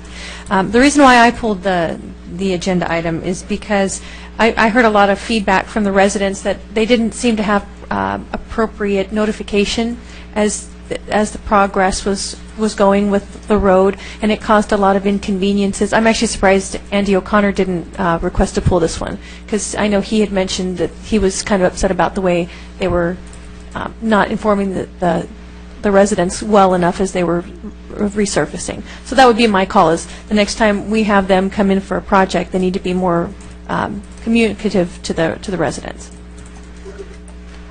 Just for clarification, I agree, and I made those same comments, but this company was doing the engineering for it. There's a different company that's doing the surfacing itself. Is that correct?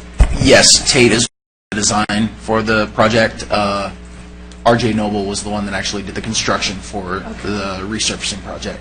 And this project would also be bid out as a public project, so it would be through the public contract process. It might not be RJ Noble that does it again. And I think the comment that was made is a fair one, that, you know, including information like that in the staff report would be beneficial. But with respect to public works contracts, my understanding is we're required by state law to take the lowest responsive bidder on public works contracts. Is that correct? That's for construction projects. For design projects, it's an RFP process. Got it. Okay. So on the RJ Noble, we'd be required to, but on this, since it's a services one, then we could pick.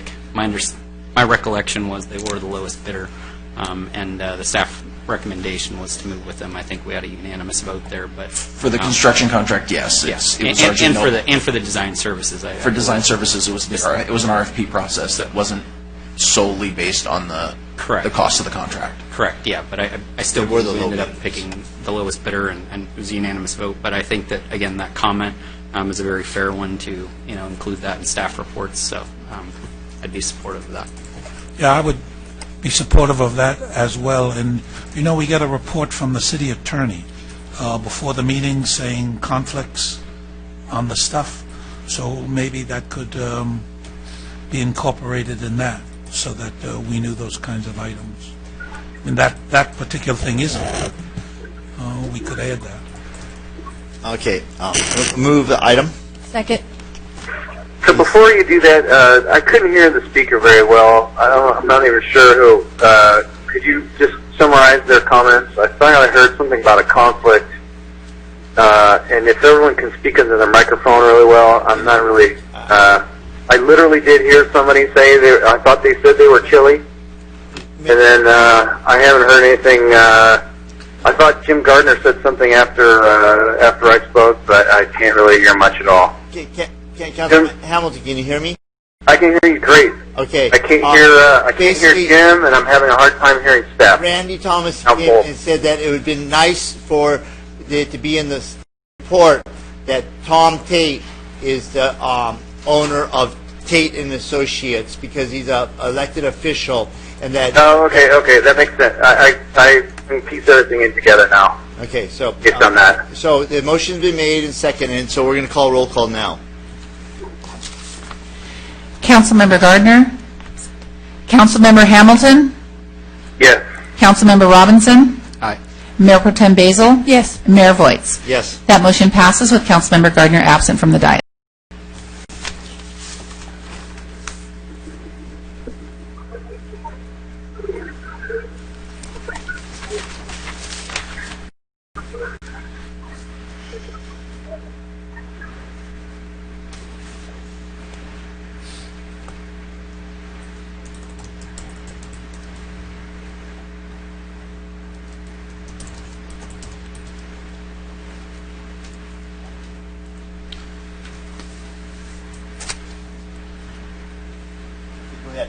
Agenda item 8, discussion and potential action regarding community choice aggregation, submitted by City Manager.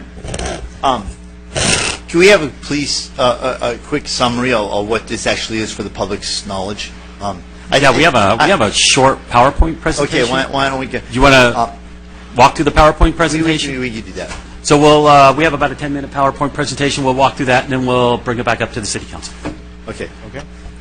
Good evening, Mayor and members of the City Council. Tonight we're going to discuss community choice aggregation, also known as CCAs.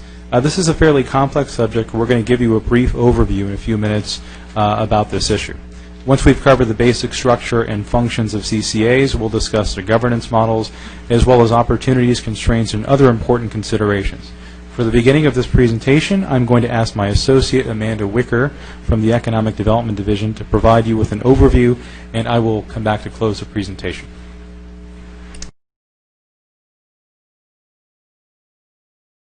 My portion of this presentation is going to provide you with some basic background information regarding community choice aggregators, or CCAs, as we'll frequently refer to them throughout this presentation. So this evening I'm going to cover local energy delivery models, discuss the growth of CCAs specifically in California, and explain their role in local energy policy. So first off, as you'll see on the screen, we're highlighting three basic models of energy distribution in California. Starting on the left-hand side of the screen, the most common are the investor-owned utilities, or IOUs. Southern California Edison is the IOU for this region. IOUs purchase and distribute energy to their customers, and it's estimated that IOUs in California purchase and supply power to approximately 70% of California residents and businesses. Another emerging energy delivery model is the CCA, in which the local jurisdiction, such as a county, city, or a group of counties and cities, purchase energy directly from independent energy suppliers. As we'll discuss in a moment, the local IOU continues to maintain transmission lines and handles customer billing and service. As we'll note again later, CCAs are opt-out programs, meaning that once the local jurisdiction establishes the CCA, all of the residents and businesses are automatically enrolled, but have the option to opt out of the CCA program. Finally, as shown on the right-hand side of the screen, there are also public owned utilities, in which a local jurisdiction takes on the role of providing all energy-related services, including transmission, billing, and customer service. So CCAs have been around for many years in other parts of the United States, such as New York, Illinois, and Ohio. CCAs were authorized in California following the adoption of Assembly Bill 117 in 2002.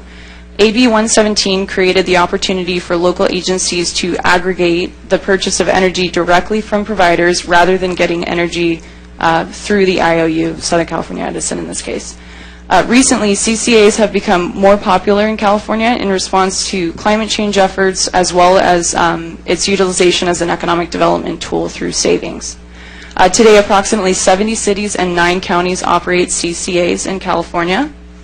And staff is aware of at least 3 other Orange County cities, including Huntington Beach, Newport Beach, and Laguna Beach, that are exploring the concept of CCAs at this time. So a little bit about roles and responsibilities of CCAs. So this is a graphic representation showing the role that CCAs have in the energy supply chain. So as noted, the IOU maintains the transmission lines and infrastructure, transmits energy, and responds to customer service inquiries regarding power delivery and billing. The CCA's goal is to purchase energy at rates that are more competitive than those offered by the IOU. In this way, the CCA can potentially offer discounted rates to residents and businesses, purchase a larger percentage of renewable energy, or create local rebate and incentive programs. Essentially, the CCA's job is to purchase energy directly from providers that reflect the local energy policy of the community. This would include energy portfolios that have a higher percentage of renewables or lower rates to try and save consumers money.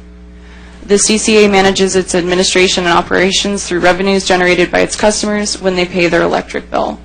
The local elected bodies, such as the City Council, make policy decisions regarding energy policy rates and incentive programs.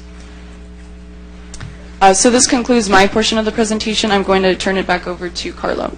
Thank you. Thank you, Amanda. So I'm just going to cover a few other basic topics about CCAs or governance models. We're going to show you an example using the Lancaster Choice Energy Program, talk about opportunities and constraints, and then discuss potential next steps. Sorry, could you speak into the mic better, if you don't mind? Sure, no problem. So as reflected here, the 2 most commonly cited reasons for creating a CCA are to reduce greenhouse gas emissions or as a tool for residents and businesses to incentivize local economic development activity. The purpose of a CCA is ultimately defined by the policies of local jurisdiction and influence the energy portfolio of each CCA. For example, a community with a heavy focus on climate change, such as Los Angeles, would more aggressively purchase energy portfolios that combine a number of alternative energy sources, while CCAs focused on reducing cost would likely purchase energy at more competitive rates to save money for their customers. As we'll see later in this presentation, These decisions directly affect the rates offered by CCAs. So here are the three basic governance models that we see throughout California. The first is the enterprise model, in which the CCA operates as a single jurisdiction and takes a lead role in all functions of the CCA. This model clearly offers the highest degree of local control, but assumes all of the potential operations, management, and risk associated with CCAs. The middle column is what we call the hybrid model. It's one in which there's a lead agency, such as a county, that formed the CCA, and then it allows other jurisdictions like cities to join in later. Obviously, this model has the least amount of local control. You're allowing another lead agency to take responsibility over the operations of the CCA. The most common approach, however, that we see is the JPA model, where jurisdictions join together and have equal representation on a public board, much like the Orange County Fire Authority. Under this model, the public agencies within the JPA share in the administrative and operating cost and management functions of the CCA.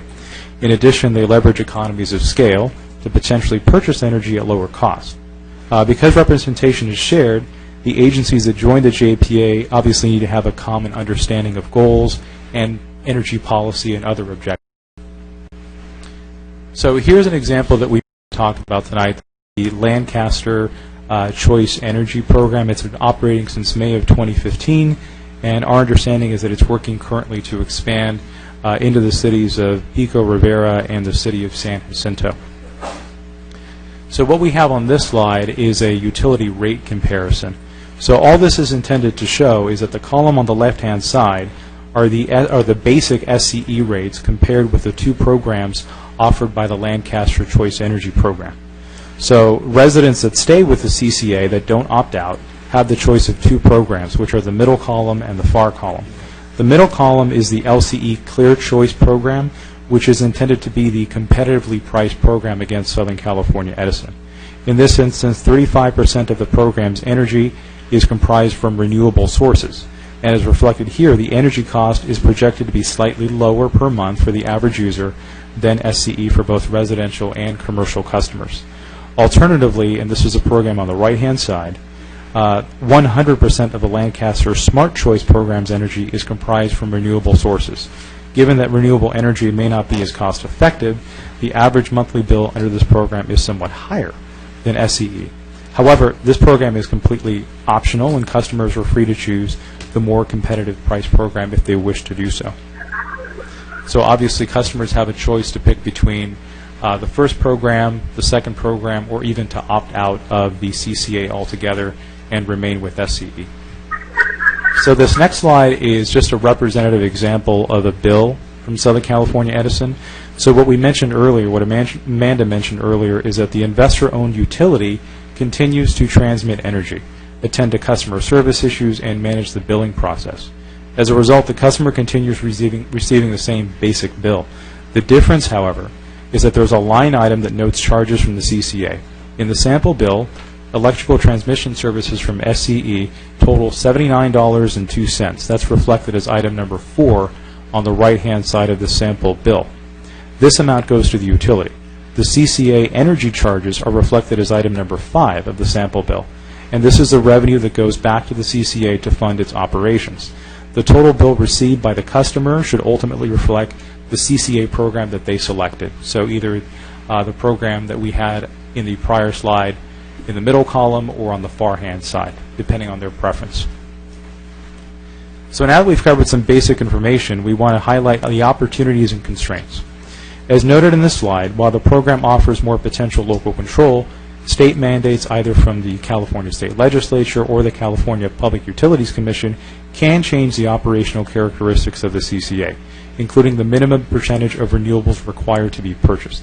Additionally, as a commodity, energy prices are subject to fluctuations in the market. Therefore, the majority of risk associated with the CCA is tied to power purchase contracts. CCAs obviously should look for opportunities to diversify portfolios to ensure rate stability and remain competitive with SCE rates. There are also some potential upfront costs associated with establishing the CCA that may require a bridge loan in the first year or two of its operations. Additionally, another potential constraint is that if there are higher opt-out rates, so the residents and businesses that are automatically in the program decide to leave the program, that could create instability for program revenues into the future if that occurred. What we typically see is an opt-out rate of 10 to 15% across the industry, but obviously if that were to go higher, it reduces the opportunity for ongoing revenue to fund the CCA's operations. And lastly, there are power charge indifference fees, known as exit fees. So when a CCA is formed, it must make the investor utility whole by paying for cost, including the utility's long-term power contracts, so that the customers that stay in the utility don't have to pay higher rates. So you have an example where one city within a larger SCE jurisdiction has left, and the PCIA fees ensure that there's rate stability across the board. So CCA fees are unknown. They vary by jurisdiction, and the CPUC is actually currently reviewing this issue. So to summarize, CCAs are an emerging model that allow local agencies to purchase energy directly from suppliers. Local jurisdictions that create CCAs are establishing a new type of government agency that runs parallel to the city's operations, similar to the Housing Authority or the former redevelopment agency. As noted, the most common governance model is the JPA, because it allows multiple agencies to leverage economies of scale and share the administrative and operational components of the CCA. Overall, while there are potential benefits, these should be weighed carefully against any possible risk. So at this time, we're seeking the City Council's direction regarding your interest in advancing efforts to explore this concept. If the City Council wishes to pursue the idea of a CCA, we would recommend a feasibility study that would utilize customer load data from SCE to determine potential savings, as well as information regarding startup cost, operating costs, a pro forma analysis, and an implementation plan. Alternatively, if the City Council does not wish to explore this issue further, staff would continue to monitor this issue, review progress, and update the City Council at a future time. So this concludes our presentation, and we'd be happy to answer questions. All right, I'm going to take public comments first. So do we have anybody from the public? Stefano Loretto.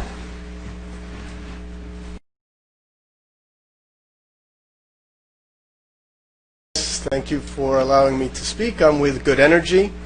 I think the report that was done was excellent. I think it does an excellent job of summarizing what's been done with CCAs so far to date in California, as well as some of the risks and benefits. Good Energy has implemented over 200 of these programs for cities in other states that were shown in the map, namely Illinois, Massachusetts, New Jersey. And as the presentation suggests, the first step here, which I realize the City of Lake Forest is at the stage of exploring it, is to do a feasibility study, which will present the city with, as staff just mentioned, all of the information that will help it determine whether or not to move forward into an implementation plan.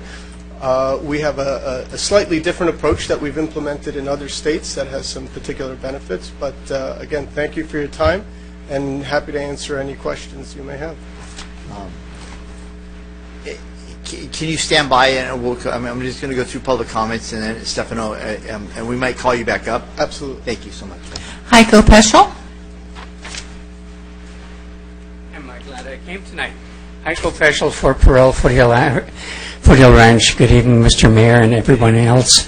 I think you should research it well and deeply. I have a good friend who worked for the California Independent Systems Operator up in Northern California, and he thinks that this is a better way to go, having worked it from the inside through CalISO. I am probably one of the luckiest in Lake Forest. My average monthly electric bill is under $75. Usually it's between $50 and $70. That's because I'm an old tightwad. Thank you. Thank you for your comments. We've had no further requests. All right. Councilman, bring you back. Councilman Robinson. Yeah, so a few months ago, I brought this up as a potential discussion item, and some of my colleagues on the MD board in both very conservative counties as well as very liberal counties are looking at this. As Mr. Peschel mentioned, there's a lot of people that feel like there's the potential for some cost savings for ratepayers, probably even more so on the commercial side than on the residential side, but it seems to be a cost savings on both. from a commercial perspective, I think that's why we had Ms. Wicker give the presentation. I think that's why she did today, because some cities are looking at this as an economic development tool to potentially attract businesses or retain businesses. As some of our neighbors are considering this, I think that it's something that we should consider. If a neighboring city managed to reduce electricity rates for some of their commercial tenants, and we weren't able to do so, then in some very large electricity-using businesses, they might be enticed to leave Lake Forest. Panasonic Avionics would be one of those companies, which is one of our major employers, but they went a completely different route, and they decided to go essentially off the grid altogether and go to fuel cell technology to power their buildings. So they're using Bloom Energy's fuel cell technology. So they don't have really an electric bill of any kind. They're just having to pay for that fuel cell technology and the fuel that goes into it, which I think is natural gas, but I'm not 100% sure. It might be hydrogen. So I see this, there's a few different ways that, this could potentially benefit, as was stated in the presentation. It could give the opportunity for using more renewable energy for those that are so inclined. It could also potentially reduce some electric bills. And so I think that it's worth a study at this point. It's a very slow process to actually implement something like this. And, right now, if I remember reading in the staff report correctly, it would be roughly about a 3 to 4 month time period where we'd be going through this feasibility study at a total cost of somewhere between $25,000 and $30,000 is what you're estimating. So I think it's a fairly small amount of money to potentially have a big benefit. If it doesn't, I think that it's worth the investment just to look at it from a feasibility study standpoint. So that's all that we have to make the decision on tonight. Moving forward, if the feasibility study shows that, hey, there could be some significant cost savings, or we could use some of those cost savings to invest in renewable energy sort, then we'd be able to make those decisions at that time, as well as the actual structure. Personally, I would lean toward the JPA model, similar to the Fire Authority or the Joint Powers Insurance Authority, where we're working together with a few cities. I think that, again, in the staff report, it stated that we're probably too small of a jurisdiction to try to do this on our own. And some of the more co-op models that are out there, like piggybacking off of what Lancaster's doing or LA County, probably would be a little more challenging for us and wouldn't allow us to have a vote. Whereas if we had a JPA, then presumably we would have one member of the council or from the community that would be serving on that board and be able to represent us in that way. So, like I said, I think it's a good first step. So I put together a very basic motion here. Okay, before you make a motion, I'll pass it out. Yeah, I have a question. I must have a misprint in my my thing here on the utility rate comparisons, or maybe I just don't understand it. It says here for domestic, if you were with SCE, you were going to pay $136.19, and if you went with Clear Choice, you were going to spend $135.08. Is that a misprint? No, Councilman Gardner, that is not a misprint. We took this directly from Lancaster Choice's website, so this is how they advertise the program and the potential savings. It could be, but the way that some of these programs are viewed in terms of an economic development model is that if every household saves $1 or $2 per month, then you aggregate that savings over thousands of households over a period of time. So that's the basic premise that they're proposing here. Well, in the case of commercial and, it's also $1. So it's $1 either way. Would you mind just a quick interjection here? So this is based on 35% renewable energy, this example from Lancaster. Is that the minimum that's required, or? I believe, if I don't, I was looking this up the other day, I believe it's around 25, but it's scheduled to go up to 33%. So that number is very close to the minimum state standard. Okay, so at 33%, then potentially the savings might be a little bit more, but not significant. Your dollar would become $1.50, and again, you're multiplying that with first of all, with all of our residents, and then we're basing this off of a commercial bill of $150 roughly, which is probably more like a retail store that has similar square footage to a residence rather than a big company like Oakley or Panasonic Avionics or Lone Depot or I something. think you have residential and commercial on the bill. I know. What I'm saying, though, is a commercial, like Oakley's not paying $155 a month in electricity bills. Their bill's much higher than that. That's all I'm saying.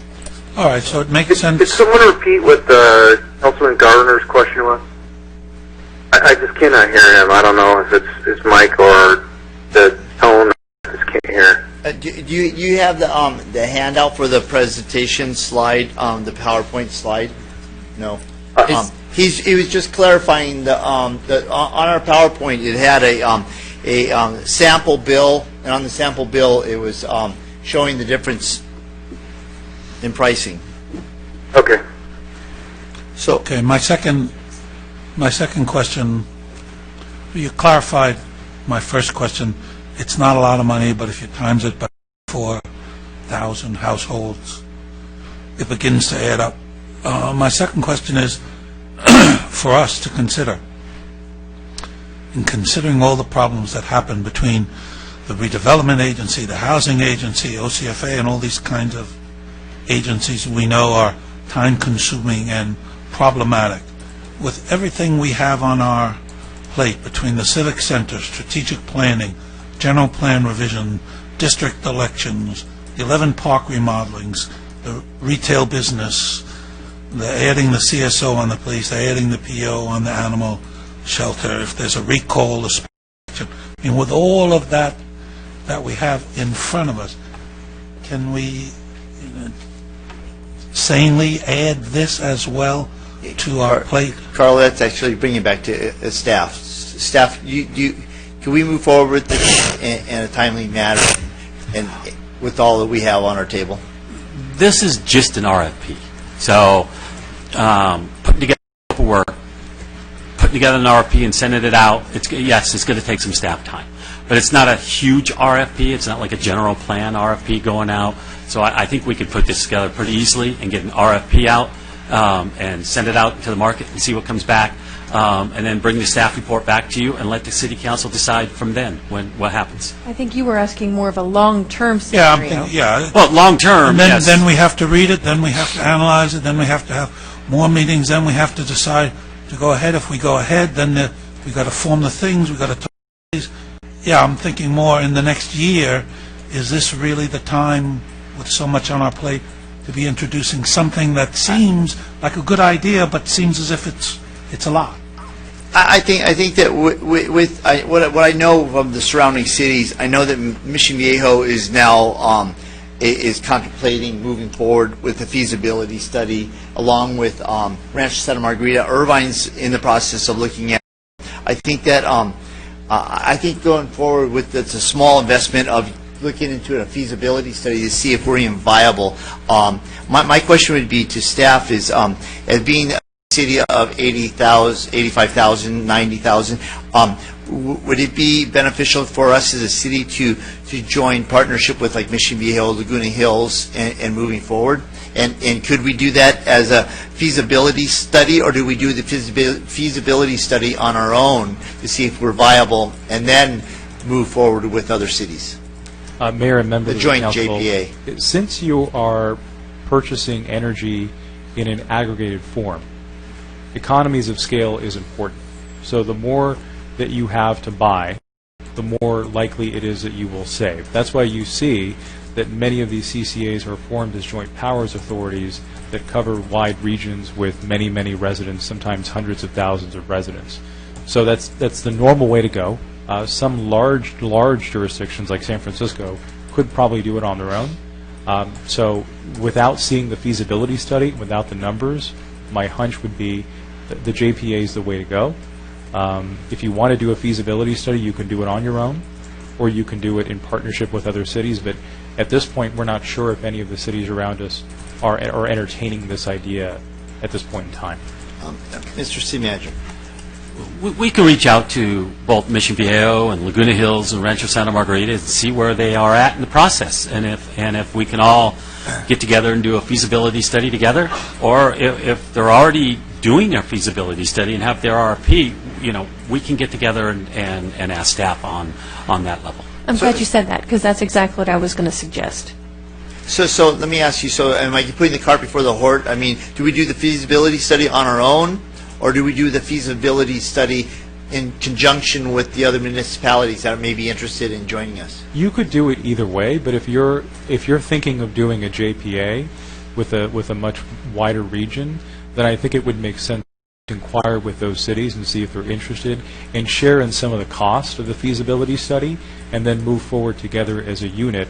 And maybe then, perhaps, we could also address some of the staffing issues that Dr. Gardner brought up. I like that idea, not only for the money implications, but also if we can't, if they're all against it, then we know right away that's going to limit our potential in terms of our purchasing power. If they're all in favor of it, we've got 6 cities all around us, then that's a natural, and that's the JPA. So I'd be in favor, as if you want to make that a motion, Yeah, I'll make that motion. to ask the staff to go ahead, inquire amongst the neighboring cities, and then to come back to us and tell us what that pool of interested parties is. And then we can revisit. So motion on the table will be for staff to go to the surrounding cities and see of the interest in moving forward in a joint JPA. And a joint feasibility study. And for the joint feasibility study. So a question for staff, how would this work? I mean, if we're in a joint, then would the data be segregated for what Lake Forest savings are versus, I'm thinking that if it's joint, then we're looking at it as a whole, and we're not seeing whether we saved money or not. Huntington Beach isn't seeing whether they saved money or not. Now it's collective, so. Yeah, I think that's a good question. We would want to make that a specific point in the feasibility study. The way that this feasibility study is done is that they take customer data from each jurisdiction that's interested, and then they have a way to calculate potentially what the savings are based on the energy rates relative to what the purchase power contracts are that SCE has at this time. I think what we would want to do, if we're looking to partner with other cities, is to ensure that the feasibility study does 2 things. That it allows each city to understand what the potential savings is individually, and then also as a potential JPA as a unit, so that if a city decides, for example, Mission Viejo being slightly larger than us, it may be perhaps we want to just do this on our own because they understand what their savings are, and maybe they want absolute control over the programming, they can do that. But then we'll also want to take a look at the data together and understand if we're aggregating our purchases, have we realized an economies of scale that actually provides greater savings to the balance of the group? So the short answer is we want to do both. So we want to phase the feasibility study so that it looks at individual cities and then also provides an analysis that looks at the whole. I'd like to, Stefano, could you please come forward again? You're with Good Energy, so you actually are a CCA? Yes, we are at various stages with several other communities in Orange County. So am I putting the cart before the horse, or do we do our own feasibility study, or do we do in conjunction with the other municipalities in the area? I can tell you that typically communities have been doing their own because, as Councilor Robinson mentioned, that's going to give you your specifics about your community, and then if a neighboring community has also done a feasibility study for themselves, then you can kind of see if there's a value add with going to bid collectively and combining that. But to do a collective feasibility study, what exactly are you going to get there?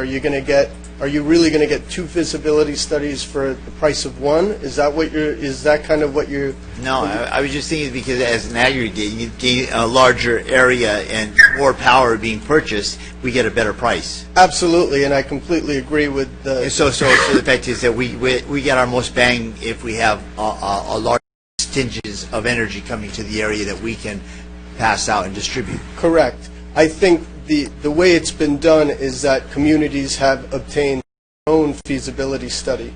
They haven't combined feasibility studies. You can, once you have your feasibility study complete, you can look and see if there's a value, a benefit to combining the program with a neighboring town. That's also done. And I think, to staff's point, that was, you want to make sure that there's a mutual benefit for two communities to combine, and that you're not having, due to certain load characteristics, perhaps one community's gain is another one's loss.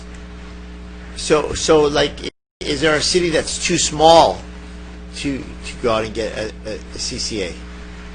So too small would, if Lake Forest looked around and other communities, for whatever reason, did not want to go to bid together, and you were looking at the opportunity, just based on the number of households, I would estimate that the load here is in excess of 300, potentially even close to 400 million kilowatt hours, which is a sizable load. That is tens of millions of square feet of commercial real estate as an equivalent. So if you think of a 10, 20 million square foot facility, they're going to be able to get a better rate than your average homeowner.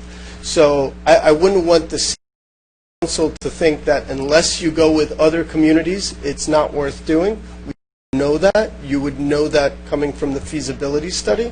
But as staff mentioned, there's always going to be a benefit if you go bigger with other communities. I don't know if I didn't answer that. You didn't really give me a direct answer, but the fact is, so what I'm saying, say if Laguna Hills is half the size of Lake Forest, would they be beneficial coming with us, or would they be at the short end of the stick and buying energy, or a seller of energy? Would you be able to still, would they get the benefit of a larger sell into the Saddleback Valley? So we're not actually a supplier. We're a consultant that helps implement these programs. But I'd really be misleading you if I had a direct answer to that without a feasibility study. That's what the feasibility study will actually give you. It'll give you a breakdown of the usage, the load profile, and potential benefits of implementing a CCA. So if we did a feasibility study and then say we wanted a partnership with one of our neighbors, the neighbor to the south of us, or the neighbor to the north of us, how do we figure out the savings that we would have as a city or a municipality or in a region when we're buying energy along with our neighboring?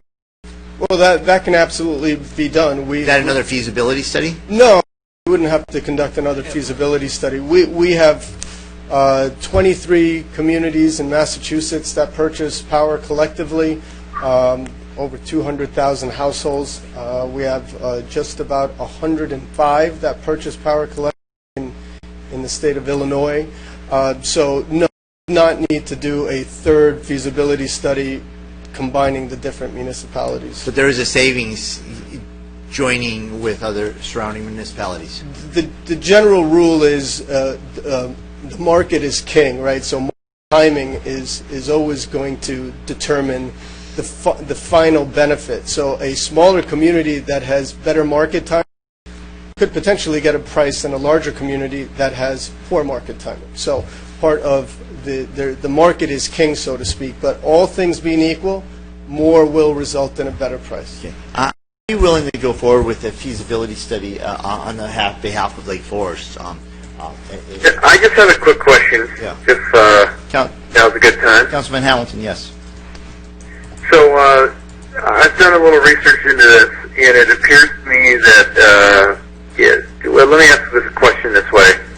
Is it possible for cities to join together in some kind of group purchasing power, yet maintain separate rate structures? I think that would be directed to you. Okay.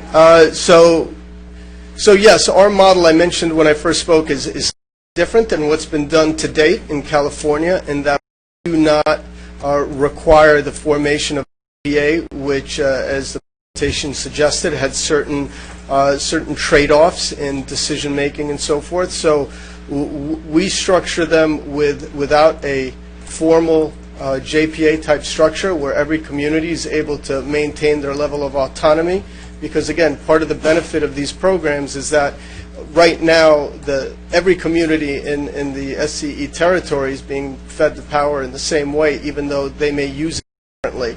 And once, if you can't maintain that level of control that's most beneficial for your community, it's a bit of, you may not be addressing that problem as best you can. So all of our communities we've worked with that I mentioned, the 23 in Massachusetts, over 100 in Illinois, they maintain their autonomy. So they're not, if Lake Forest wanted to offer an option that was 35% green and maybe Laguna Beach wanted to do one that was 20% green, they could each do their own. So everybody maintains their autonomy and decision-making, being able to do what's best for their community, but the purchasing of the power is done in bulk, so you're able to benefit from that group purchase kind of methodology.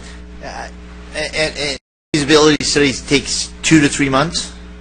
3 to 4. 3 to 4. Really, the delay is in getting data from SCE. But just to confirm, and I apologize, I'm having a hard time hearing, and I didn't really hear almost anything you said in your presentation. Now I can hear you barely. I'm hearing like maybe 95% of what you're saying, so I apologize. I couldn't hear much of your presentation. But for example, so we could say potentially Lake Forest join with Mission Viejo and Irvine in like a group buying cooperative or something to that effect, yet maintain our own autonomy. That the buying power of cities could be joined, but we could at the same time have separate rate structures and separate local control. Yes, correct. Yes. Okay, thank you. Yes. So I'd be willing to move forward with a feasibility study. So I could. Well, the motion on the table is to ask staff to go ahead and talk to the neighboring cities about a joint feasibility study. That was made, but I don't think it was moved forward with the second yet. She seconded it. Okay. I mean, you can make an alternative, but that's... Okay. Yeah, my alternative motion is just, I'm using the language that's one of the two options that the staff's given us in the report. So my motion is just, I move that we direct staff to explore the potential formation of a CCA by retaining a qualified consultant to conduct a feasibility analysis, and then included in that analysis were the things that Carla mentioned about a pro forma, about startup costs and things of that nature. So, so that's my motion. My friendly amendment would be just also to include a staff to go out and seek what other municipalities in South County are looking at doing this. And I'm fine with including that. I think that was my motion. Yeah. Well, I think that was but it's okay. Yeah. But I think that was the intent of... If that's your motion, then just, if that's clear to the staff, then I'm okay with that too. I just don't want to force us to join together, because I'm not really sure that I see the... No, it's not to force us, but let's find out who if there is somebody, if there is, that's great. If there isn't, then we could do it ourselves. But if we don't know, if they go to 6 cities and we find out they're all interested, then we know the number we're working with is that bulk number of 450,000 people being served. If we know that 5 of those other cities say no, then we know our bulk numbers are 85,000. So we're in a lot better position knowing who is on the bandwagon. That's the reason. I completely agree, and so if that's the motion, I just wasn't clear on it, then I'm supportive of that. Substitute motion, and I'm going to second your substitute motion. Yeah, it's okay. Then we'll vote on yes. Right. Well, we'll vote. And just to kind of explain, I mean, I've probably spent the better part of the last 6 months studying this, because it is somewhat complex. It's a very slow process. If we were to move forward, actual implementation is probably somewhere in year 2, 3.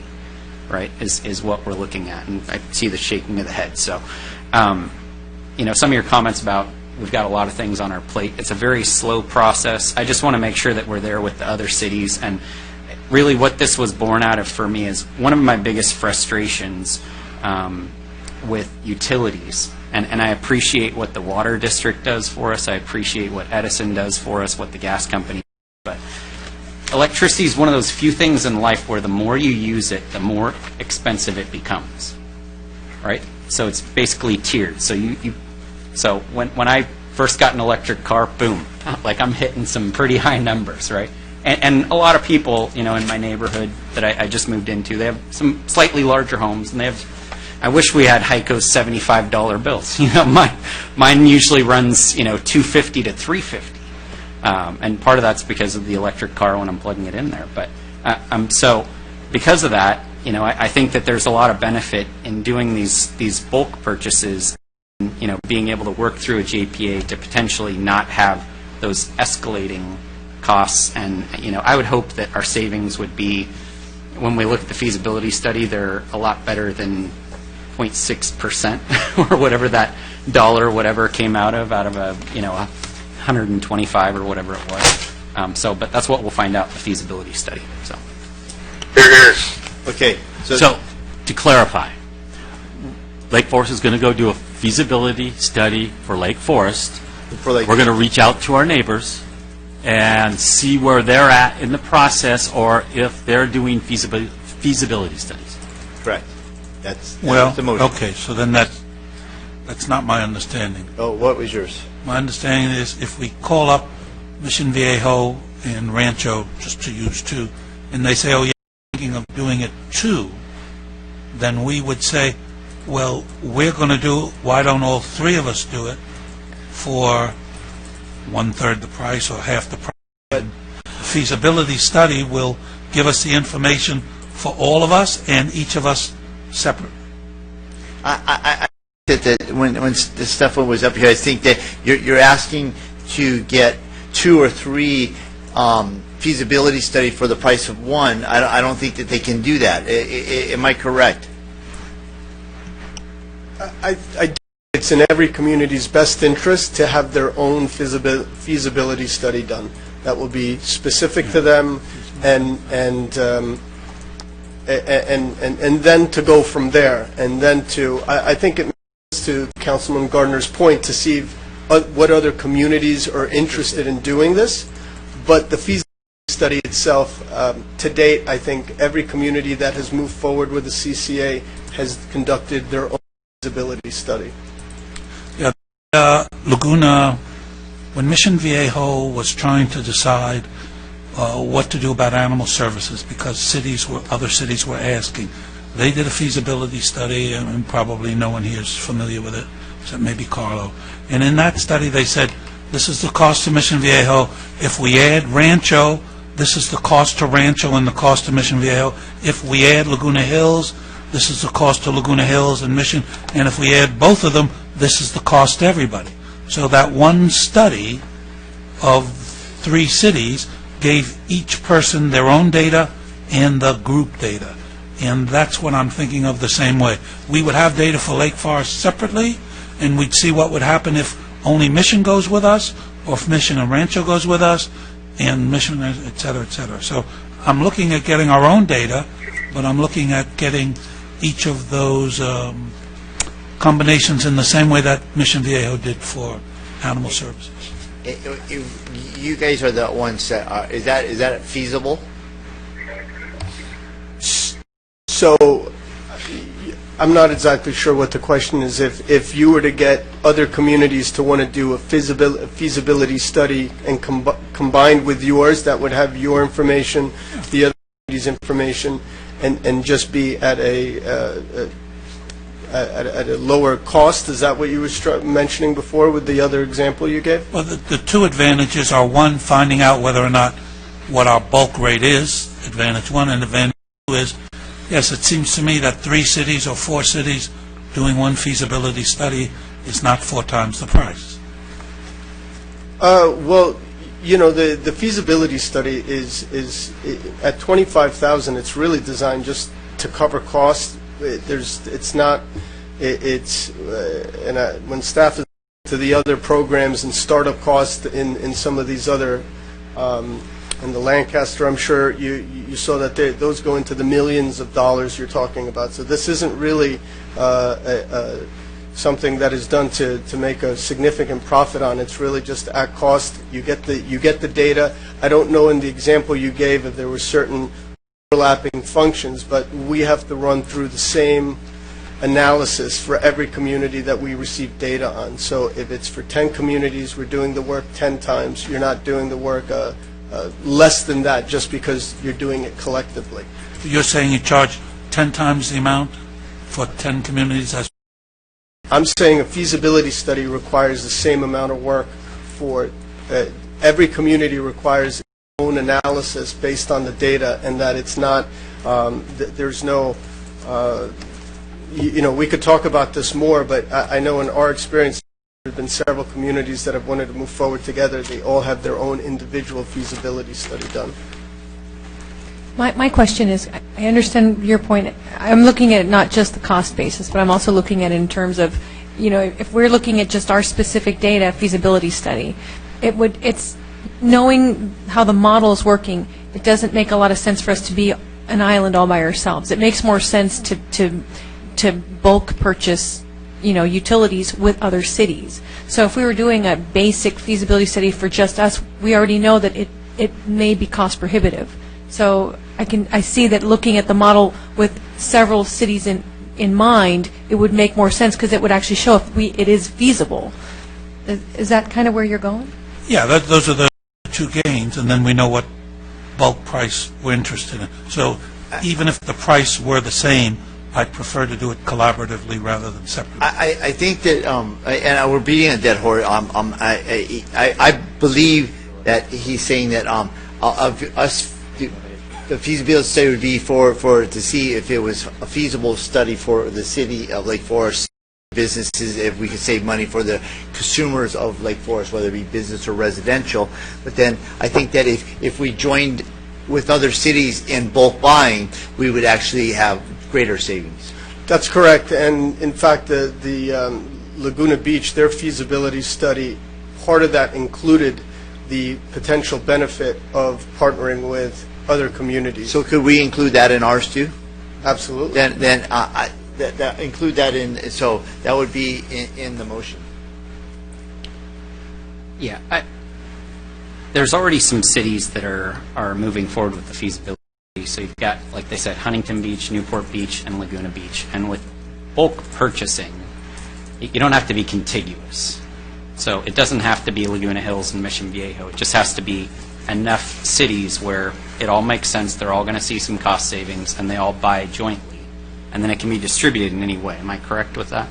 Okay, so I think that it's already moving down that path, but I think encouraging some other cities to do this as well, which is kind of what I included in my motion. I think that's positive, reaching out to other cities, making it known that we're interested in moving forward here, because we're going to get the biggest bang for our buck potentially with as many cities as are involved as possible. So like I said, I know it's a pretty complex issue. That's why it's a very slow process.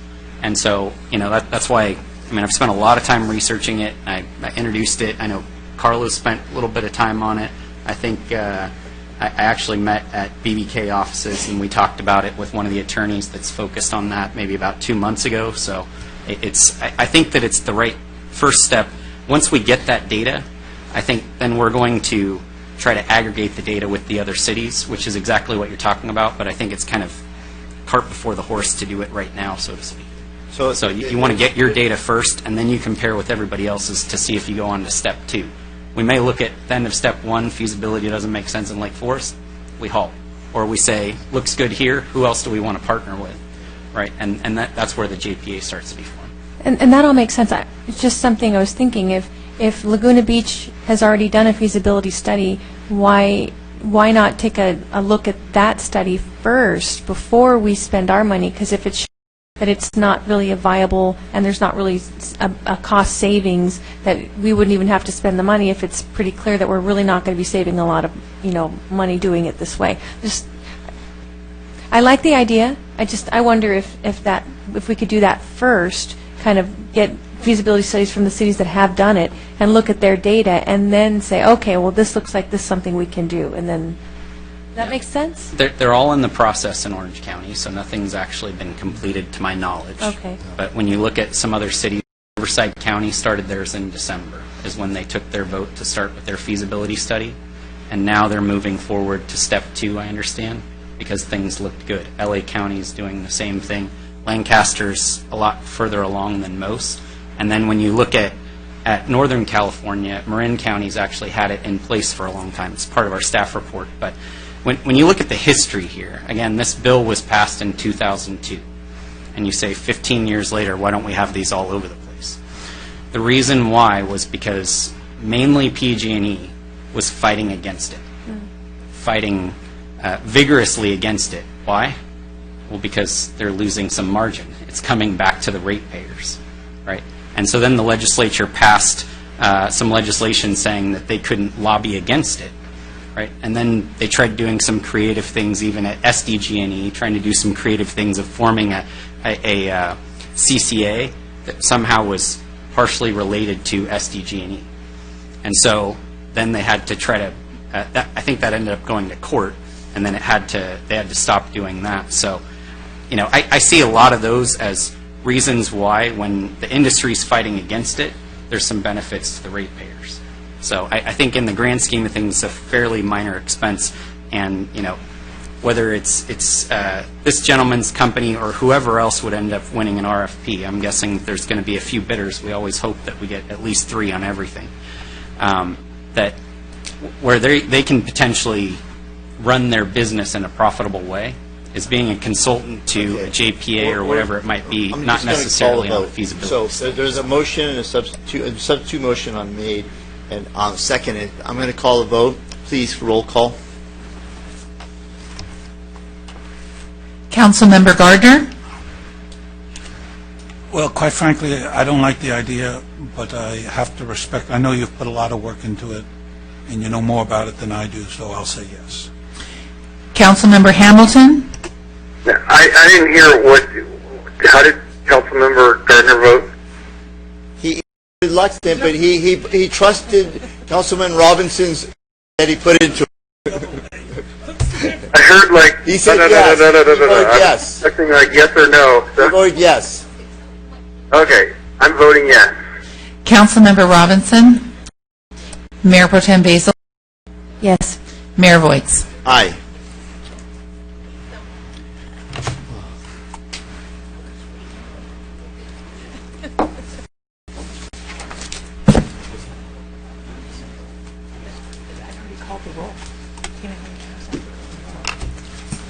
Agenda item 9, fiscal year 2017-18, update on unfunded pension liability, submitted by Assistant City Manager. That's item closed. We moved on. Thank you. I didn't hear your name called, so I'm sorry. Sorry, we're moving on to item number 9. Okay. I called the vote, and once I called the vote, there's no reason. We've already discussed this overly and over again, so thank you. City clerk didn't have it in her hand, so I'm sorry. Matt, we're moving on to number 9, please. Agenda item 9, fiscal year 2017-18, update on unfunded pension liability, submitted by Assistant City Manager.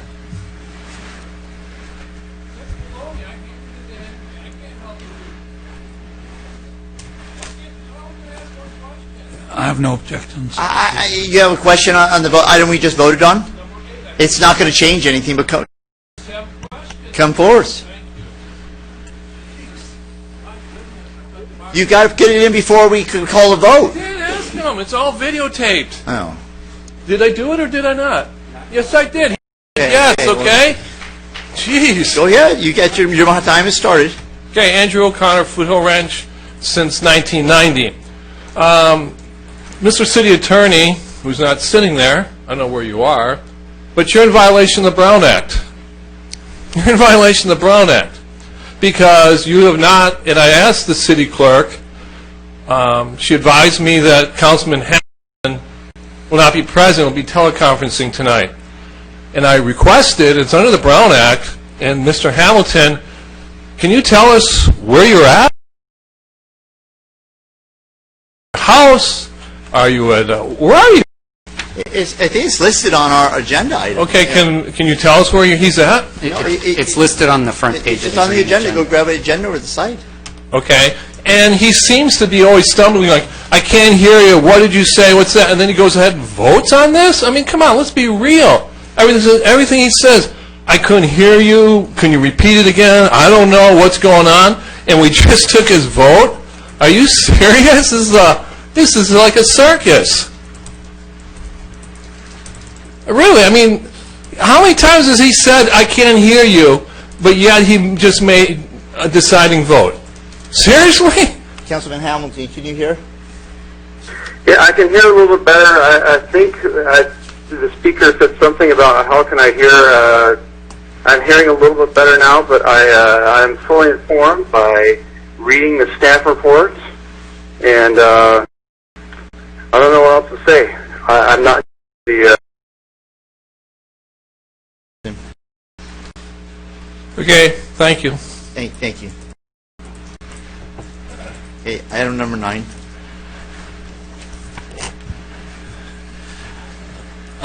Item number 9 is an update on the unfunded pension liability and where we're at. At our meeting on March 7, 2017, Councilmember Hamilton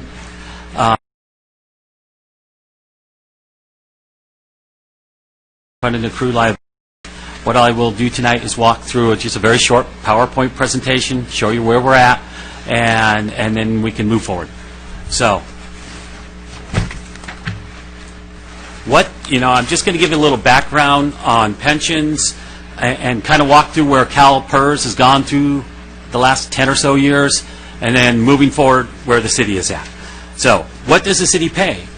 The city pays an annual contribution for all active current employees, plus an amount to reduce the unfunded liability. This will pay for these employees' benefit payments upon retirement. Retirement costs are also called pension costs. What makes up the annual contribution? The payment covers current costs, normal costs, and an additional amount to make up for any lost value or prior contributions that are unfunded liabilities. Due to the lower than expected investment returns and changes in projection assumptions from CalPERS, that's where your unfunded liability comes from. Annual contributions are sufficient to pay down the city's unfunded liabilities over 30 years. So what CalPERS does is any unfunded liability above and beyond your payments each year, it's called an unfunded liability, and they put that into what is a 30-year mortgage. Okay. Who gets the benefit? Lake Forest permanent employees working more than 1,000 hours per year. After 5 years of service, they are vested. Lake Forest pays for benefits earned during an employee's time in Lake Forest only. The city also pays an employer contribution for employees who work at least 1,000 hours per year, but unless they become vested, they do not participate in the defined benefit plan. Do employees contribute? Yes. Back in 2010 and 2011, the city started asking the employees to pay their employee portion, which is 7% of the total payments going to CalPERS.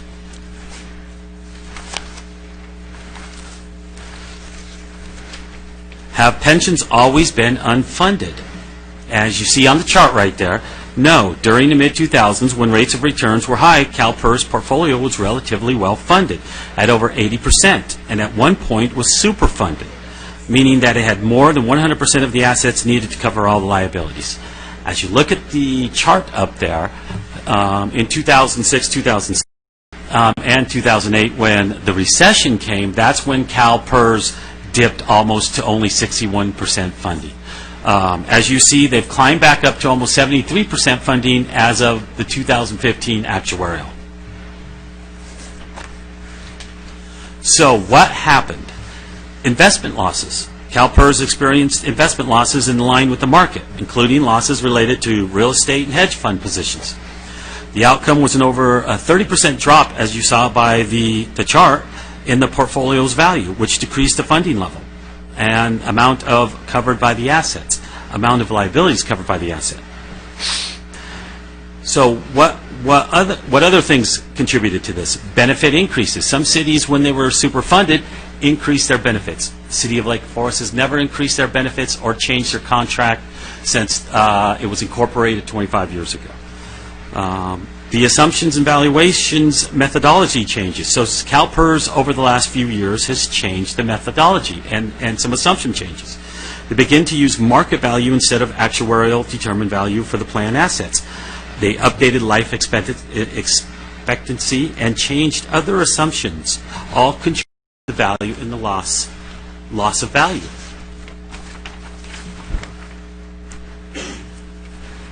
So what about now? After the recovery, after CalPERS recovery session, they still have not recovered all the way. They've only gone from 61% up to about 73%. So CalPERS investments earned 16.2 in 2013 and 18.4 in 2014. That helped with the recovery and gained some value back during the recession. But the funded level, ability to cover liabilities, is still below 100%. Returns dropped to 2.4 in 15 and 0.6 in 2016.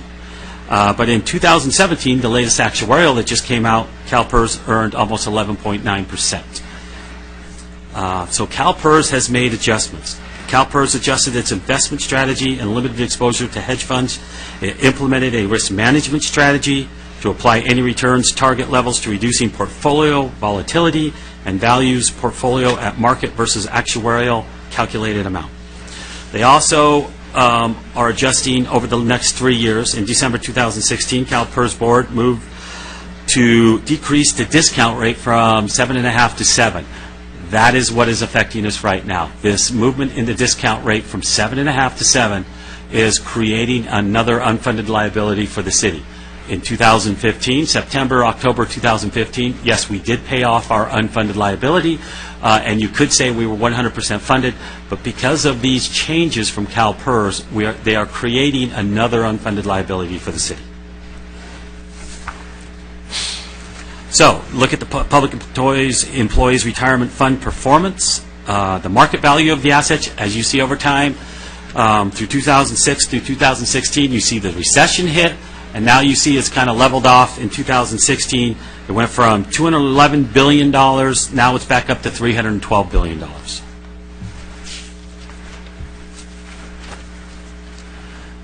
The funded ratio, as you see, took a big dip, lost 40 percentage points from the recession, and it's back up to almost 73% in 2015. Latest data from CalPERS. So how is Lake Forest doing? We are part of the pool. As of the year-end 2016, the latest actuarial that was sent to us from CalPERS, our funding level is at 91.3%. The pool as a whole, CalPERS, is only 73%, so we're far above the pool. The unfunded liability is almost $2.2 million, has grown back to $2.2 million. So Keith, just real quick, I think that's speaking. Could you tell me, do you know what the plan's accrued liability amount is? Last year it was $23 million, and also the planned share of pool market value of assets last year was $19.1 million. Do you have that for the current report? I don't have it in the report, but I have it in front of me. The plan's market value of assets in 2016 is $22.9 million. That's off the latest actuarial study. 22.9, and what's the accrued liability? The entry age liability is $25 million. So and it's the difference of those two, that's the UAL? Yes. Okay, go ahead. All right, next slide. Okay, so Lake Forest, pension reform the state created pension reform in January 1st, 2013. Employees before that are in what they call the classic plan, 2% at 55. Now, since January 1st of 2013, all employees hired after that date into the city of Lake Forest come in at 2 at 62. And then where can you find more information on this? Every year in our comprehensive financial report, which are our financial statements, you can view information in the notes to the financial statements and in other areas throughout the document. The city's annual financial report reports pension liabilities on the statement of net position. This is the result of new accounting rules, GASB 68, that were implemented last year and meant to improve reporting. So all this is transparent and financially reported in our financials each year. And we're currently in the process of going through an audit, and we'll have our financials by the end of the calendar year, and they'll show these new numbers. Questions? All right. Is it from the public? Andrew O'Connor. Is on the subject?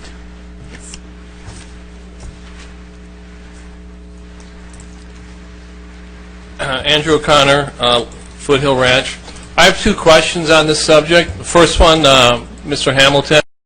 I believe you and past City Manager Dunnick got a big feather in your cap that we paid off our unfunded pension liability.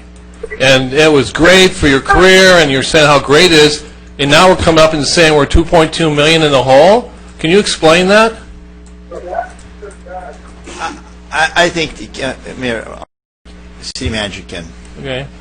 That's what I just presented in the PowerPoint. The change in the CalPERS assumptions rates and other assumptions have created this new unfunded liability. Okay, thank you for clarifying that. But again, the record will show Dunnick and Hamilton just bragging on how we took care of our unfunded pensions. Number two, as you know, I'm a credentialed teacher, and I participate in STIRS, State Teachers Retirement System. I pay into it. Our pension is also underfunded. It looks very ugly. But because I'm a business major and things like that, I didn't put all my eggs in one basket. I took money and I invested in other pension funds, okay? Because you don't do that. I'm totally against funding this money. Why do I have to fund a county, city, state employee because they're underfunded? Okay, it's just like when Enron went bust 15 years ago and all those pension people lost their money. It was ugly, but it happened. So why is it in capitalism, democracy, when the Orange County Sheriff's Department is underfunded, here we come with a wheelbarrow, here's some money for you, and now we're $2.2 million underfunded for Lake Forest, here's another wheelbarrow, next taxpayers have to for it? Hey, what? Take it on the chin. You're losing money, but why didn't you invest in other things? If you're putting 100% of your pension under the state and hoping it's going to happen, and then me as a taxpayer has got to come in and bail you out, and that ain't the way capitalism works. Sorry. I already know what my state teacher retirement says. I ain't even counting on it. Zero. I put my money in other funds, and that's going to take care of me. If I get $1 a month from STIRS, I'll be grateful. Okay? My input on this, sorry, Charlie, it's not doing what you thought it would do. You're upside down. It's getting worse. I'm not bailing out. That's capitalism. Thank you. Thank you for your comment. Randy Johnson.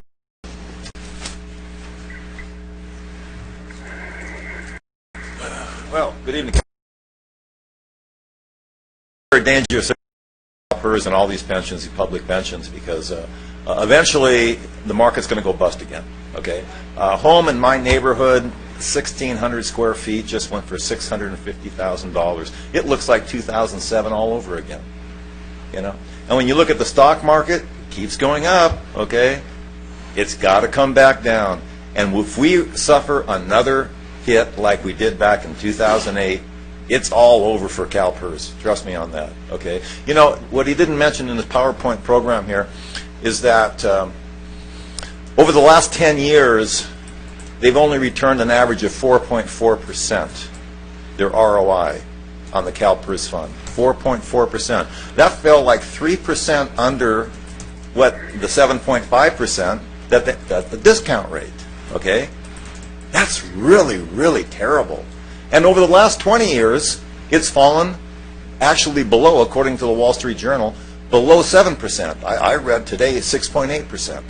So they're not even meeting the 7% discount rate that they lowered it to.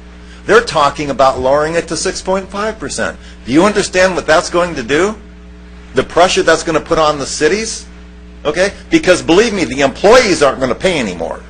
They're going to come after the taxpayer. That's the way it goes. Why do you think we're paying so much for the sheriff's department here every year? You think that extra $1.2 million, whatever, you think that's just for equipment and stuff? No, it's for their pensions. It's for their pensions, you see? And, of course, the solution to all this is put them on like one of these contribution-defined type pensions, like a 401k, an equivalent to, like the private sector had to do 30 or 40 years ago. But unfortunately, the public sector thinks, no, we deserve better than that. We're entitled to better than that. We deserve a big pension and get to retire at 55. Now, I know the current people don't retire at 55. It's, like I said here, it's at 62, and it's only, I think the formula is 2.0, right? 2% at 62? Right, so, but that's the new employees. The older employees, okay, the problem is when they change the formula, it doesn't apply to the older people, okay, they continue to stay on their same formula, just like the police department did when it went from 2.7 to 3% at 50 or 55, whatever it is, okay? At that point, it didn't go, it went retroactive. So people who had been on the force for 29 years, who had a 2.7 at 50, all of a sudden, they get a 3% at 50. I mean, the whole system is so screwed up. But believe me, sooner or later, it's going to explode. It's going to affect Lake Forest. And I know you don't have any control over this, but you better, because it's going to happen. Thank you for your comments. We've had no further requests. Bring it back to council. Yeah. So I guess I can, you want me to start off? Yeah, go ahead. Yeah, so some of the comments I heard from the second speaker, it sounds like you were talking about the discount rate having, pressure on it, and I agree. I think, private companies have discount rates 3-4%, and I think the 7% still is unrealistic. The bigger question is, however, what's the, and I'll ask Mr. Neves this, what's the discount rate if we decide to leave the CalPERS fund? Are you familiar with what that one is in a ballpark? No, I would have to research that back to you. Well, it's the Treasury rate, and I think the last time I heard what the rate was, it was in the near the 2%. So if you really want to go crazy and try and exit one of these CalPERS funds, they discounted it at almost a 2%. It'd be like 2.5 or something like that, but it's in that kind of a range. So it's outrageous to try to leave. And to answer the speakers before that, I was going to ask Mr. Neves, what was the net present value savings to the city the last time we paid off the pension, unfunded pension liability? Do you recall what that was? Yes, it was in the staff report. It was $5.9 million of interest savings. Yeah, so the reason why I'm doing this is to save the city money. Let's save the city money by paying off our unfunded pension liability. So that's the reason why I do this. Is the last, is Mr. Neves, if I heard you right, you said it saved $5.9 million of interest. Is that what you said? That is correct. I'm sorry, can you say that again? That is correct. Yes. So, to me, it's all about saving the city money. That's the reason why I say it. So, as you can see, the gross liability, the plan's accrued liability went from $23 million to $25 million. So that's about a $2 million increase in the plan's accrued liability. Plan's assets, they went up because we paid the unfunded pension liability at the time. However, you're saying the next year's return is about 11.9%. That's about 12%, and you base that on that 23 million-ish of assets we have.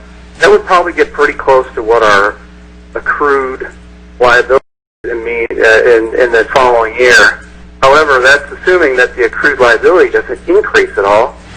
So, and especially we know about the discount rate coming. I was going to say, Mr. Neves, do you have a forecast of what you think the liability for next year will be? It went from 23 last year to 25 million this year. Is there an estimate of what it will be next year? I currently have an estimate. I'd have to work with CalPERS and get a new estimate. Well, I think with the discount rate going into effect, it probably will be at least another $2 million. So, since I'd be willing to put another $2 million into the pension, because we know the discount rate is coming up. We know we're going to get that 12% return, but we in essence need almost that kind of a rate of return every year for just things to stay normal. But we know the discount rate's going down, so that's why that's why I personally think that we should put $2 million against the, even though there is a risk of being superfunded, I just don't see that happening with the discount rate being lowered over the next few years to from 7.5 to 7.0%.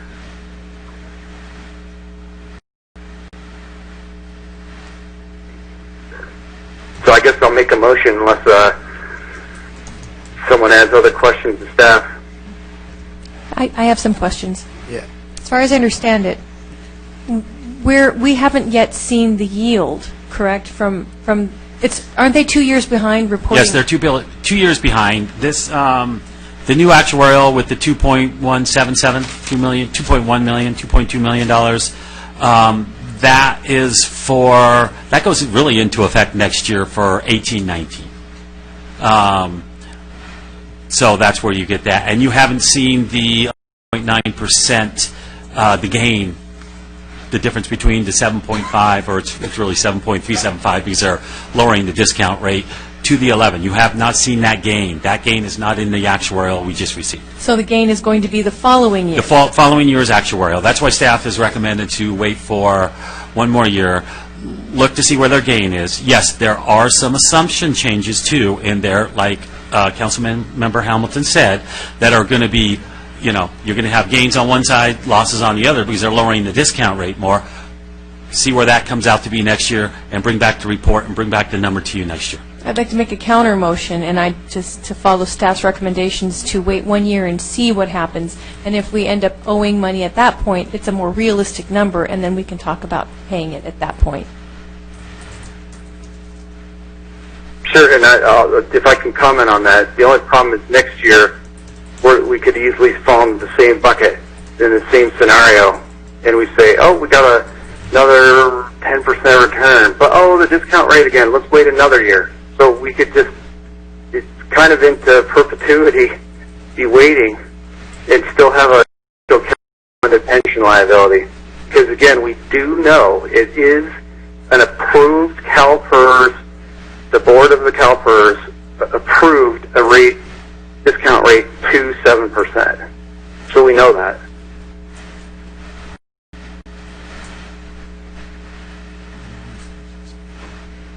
Let me ask a question on the unfunded liability, the 2.2 million, more or less. That figure we're paying into that figure? Not yet. Okay. We will start, because this is the actuarial for really 18-19. Okay. So you are paying interest right now on an unfunded that has grown since you paid off in 2015. It's about $7,000 this year of interest. We're paying $7,000, and what's that rate? That's CalPERS rate. That's the discounted rate. No, I mean, what rate? 7.5. 7.5%. We're paying on the 2.2 million, or will pay on the 2? We will pay on the 2.2 million. The assumptions going into next year in the back of the actuarial, there's about $52,000, and it consists of more than just interest, because there's smoothing that's put into this, there's an interest that's put into this, there's assumptions that are put into this. So But next year, we'll have, for our side fund, our 30-year mortgage on this $0.2 million, we're going to have to pay about $52,000 the first year. They put it in a 30-year mortgage, but it's not like your regular mortgage, like your home mortgage, where you've got steady payments all the way through. They start low, they go up, and then they go down because of a lot of assumption changes, a lot of smoothing that's been happening at CalPERS over the years. Well, okay, so the $2.2 million, what are we making in the bank now? I went to look for you over there, but you're there. Usually I look for you over there. What are we getting, 1%, maybe less? 1.07, on the Treasury report, I think it was 1.07, 1.08. Okay, so leaving it in the bank, we're getting 1%. Leaving it over there as unfunded, they're Yes. charging us 6% more. Yes, correct. So as much as it makes me sick to give money to an underperforming asset, it just seems to make sense. It does make sense. I think a bigger discussion we need to have then is, if it's obviously a sinking ship, maybe we should consider doing something new from here forward, maybe a typical private sector 401k for all future employees. I mean, I got to choose how much money I put in mine. I'd put 20% in every year until I hit the maximum, and, you know, I'm responsible for the money that I put in, and I'm responsible for how I manage it, and maybe we need to start looking at other options. Of course, we can't get out of the system we're in, but if we can make future changes so that we're not stuck in the end, because we know that this is where it's going, all pensions are underfunded. I mean, we see the road, and I don't like how it looks. So maybe we should look at that. Well, what staff can do is we can create a policy and bring it back to the City Council. And at what level of funding do you want us at? How much do you want it unfunded liability? Do you want it always paid off? So we can, create some policies that some other cities have created, and bring it back to you at a later time. We can bring it back to you at the budget workshop next year, or we can bring it back to you sooner and create a policy and show you. Yeah, sooner is better. The only thing I have to say about that is that, like, the information you gave me matches what you just said. It's a $7 million interest payment, and then the next year it's $50,000. If you just get a 2% return on our $2 million, that's it's going to pay, in essence, pay for itself as it starts escalating. I pretty much think that our policy is kind of a de facto. Hey, we want to pay off the unfunded pension liability. Especially when we have these future events that are going with the discount rate reduction down to 7%. I'm like everyone else. I don't want to get into overfunded scenario, but we have had that question.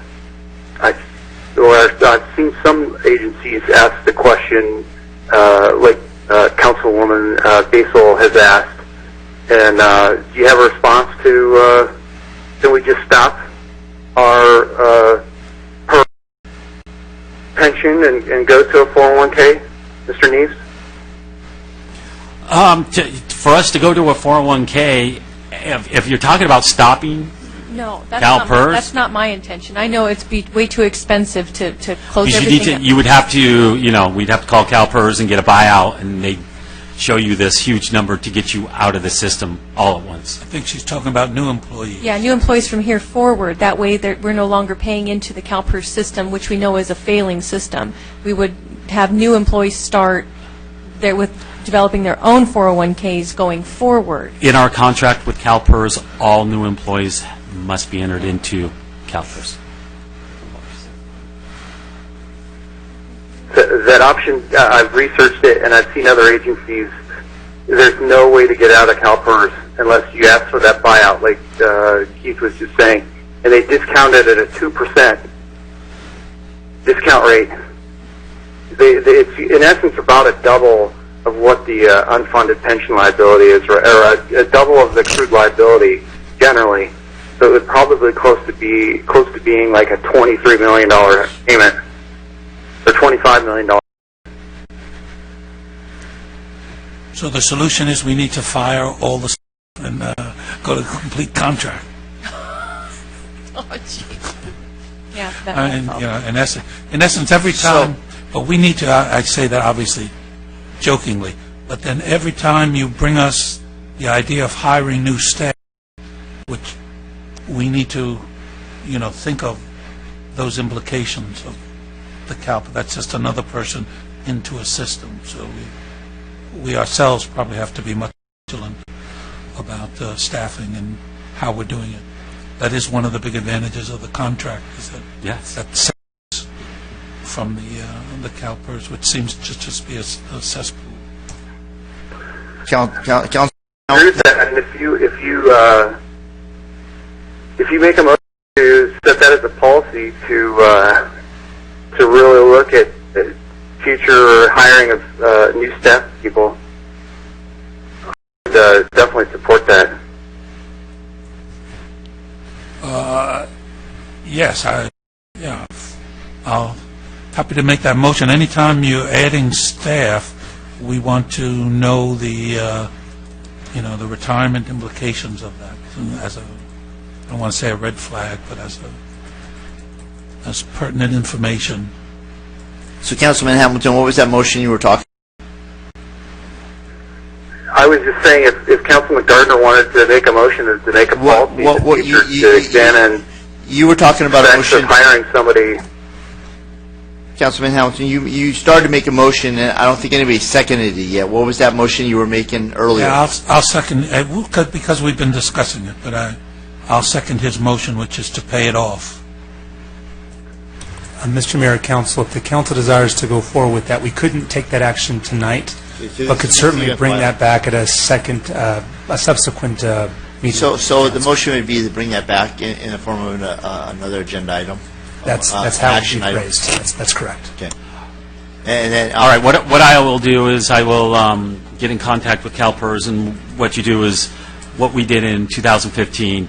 They'll show me I'll ask them for a payoff as of, October 1st, and they will show me the number. It might be a little bit more than the $2,177,000. It could be around 2.2, 2.3 million. It all depends, because the actuarial is as of 6/30/2017, or 6/30/2016. So they'll give me up-to-date numbers as far as they can, and then we'll show you that payout. all right. So do we got to make a motion and put that on, or we got consent? I'll bring that staff report back. Okay. So do you want that as a motion to bring it back in action item? A motion would be nice. Okay. Now, motion to bring back the payoff details I'll back second. to us for a payoff. So a motion made, seconded. Please, roll call.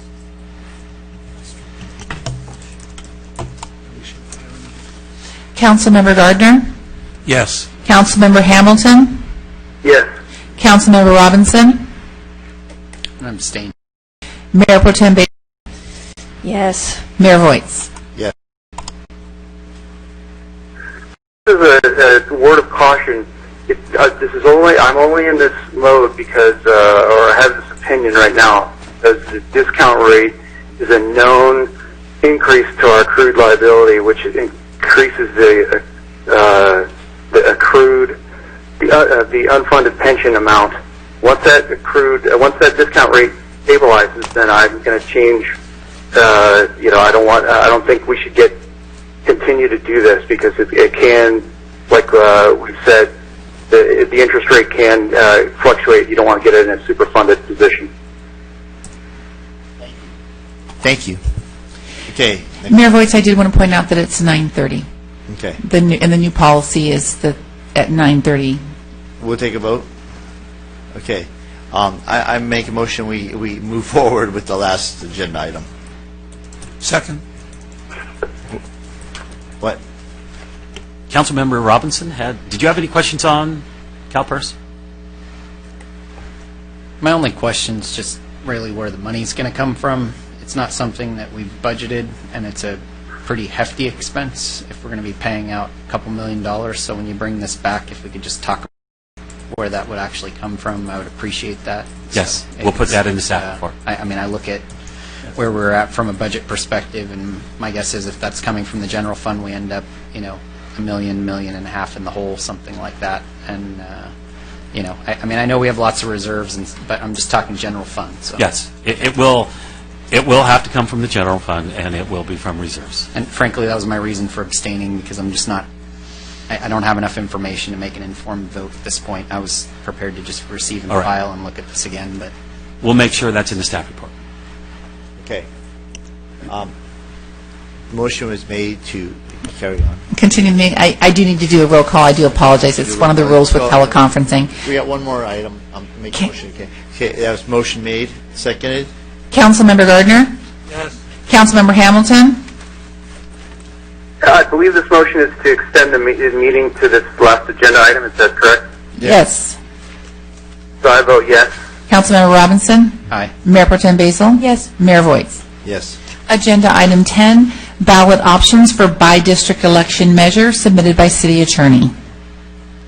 Okay. I actually have a motion to be made. I think that we've all come to we agreed that 5 districts would be enough.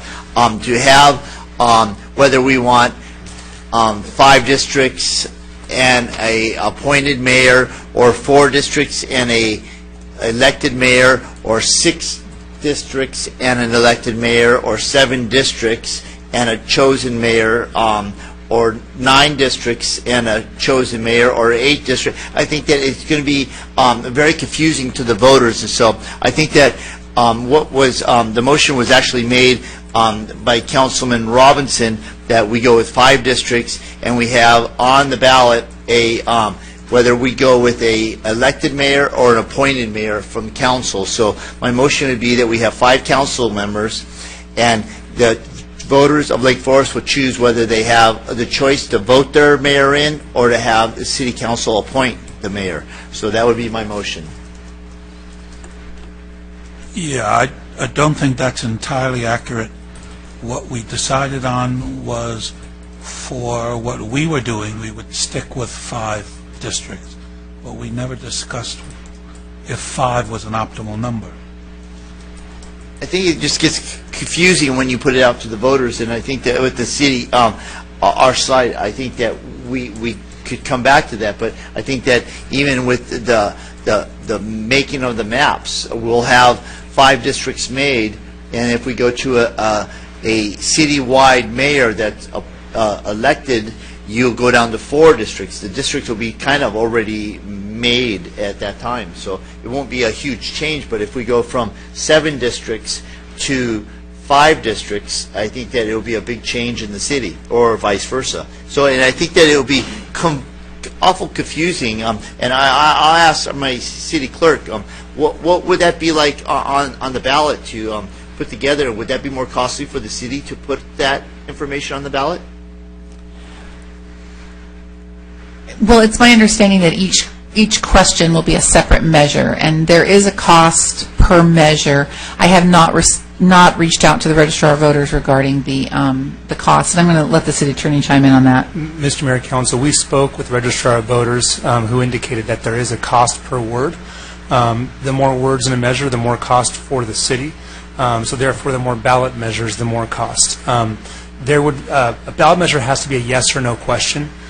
So if the council wanted to pose to the voters the question of having 5, 7, or 9, or 4, 6, or 8 with an elected mayor, that would be six separate ballot measures. The registrar indicated that they hadn't seen that done. It's certainly legal. It could be done, but it's a bit out of the normal.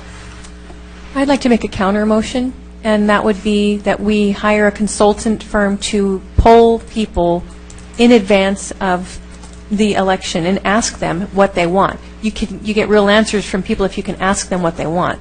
So based upon the survey of residents, then we can present a yes or no to the voters. If they say, yes, we like 5 districts, and we just want 5 districts, then we know to ask the residents, do you want 5 districts? You know what I mean? We get a better sense of where we're heading if we actually poll people in advance.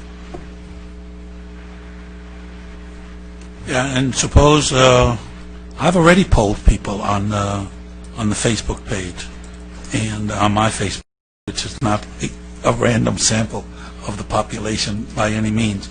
But the problem there, you may get 30% like 5 and 40% like 7. And so what can you conclude from that? Well, that's the problem. I think we have to struggle with that. Again, 9 seems unworkable. So 9 seems crazy, although we're allowed by it. I think we could probably all agree that 9 is out. But whether or not there's 5 council members or 7 council members, and whether or not it's appointed or chosen, those seem to be the 4 questions.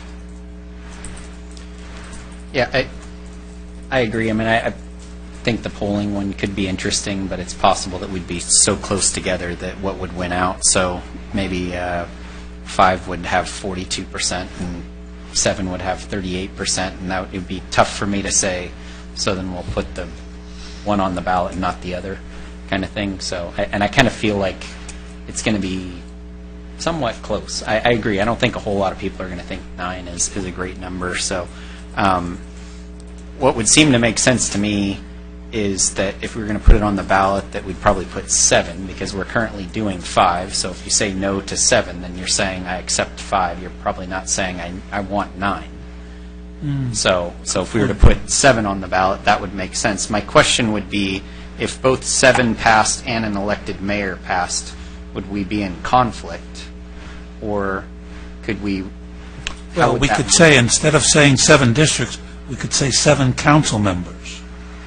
That way, if the citywide passes, 7 council members is still 6 plus 1. So 7 works so long as we say council members and not districts. Yep. So that makes Mr. Mayor, Council, the Elections Code actually has specific provisions that deal with ballot measures, ballot questions regarding elected mayors. You actually have to lay out the question of having an elected mayor. So if the ballot measure, if the question was, do you want to have 7 districts, that would be an appointed mayor by definition. You would have to lay out that it would be 6 districts plus an appointed mayor in the ballot measure in order to have, an elected mayor in order to have an elected mayor.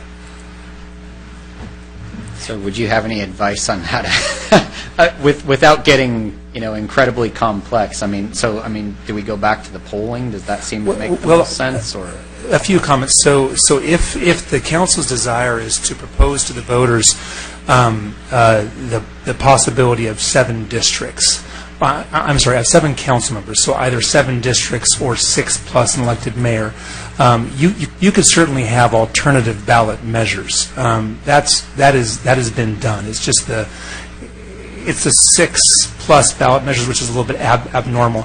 It's also important to note that your ballot measure language isn't due to the registrar until mid-August of 2018. There will be an extensive districting process where the community will be giving their input to the council, and it's possible that through that process you'll begin to see a coalescing of the community around a specific idea. So there is no need tonight to take action. This is simply informational. But in terms of your question, you'd have to have alternative questions, 7 or 6 plus 1. Okay. Well, I'm still very open to your thought there about polling, maybe combining potentially polling with the feedback that we get from the community meetings. I think that might give us the best sense. I'm still concerned there's going to be some tightness there, but and we have time. That's what it is. Yeah, like you said. Yeah, So we could table this for now. Well, I have just one more question. If they say no to everything, and we're creating an ordinance that says 5, no citywide, and if the ballot measure everything says no, then the 5 stays. That's correct. Okay, so that's a ballot measure in and of itself. That's exactly That's a null position. Yes, that's right. Okay, well, that's interesting. And so it really gives them, if the council were to go with those alternative ballot measures, it's really 3 options. Yeah, it's just 5, 7, or 6 plus 1. When the demographics were, it was Mr. Johnson. Did he make any suggestions about a city our size? Did he say 5 or 7, or did he? No, he gave no opinion on that issue. So we don't have to, we can postpone this for now. That's correct. We have I'll make a a year. motion that we postpone this and I'll let's see second. the maps starting to come in. Yeah, I like that idea, and we can do some, we can do analysis to see whether or not 7 is a better fit. Madam Clerk, do we have any from the public? We do. Okay. So, please, before we make our motion, do we have... Before you vote on your motion, yes. David A. Bass, followed by...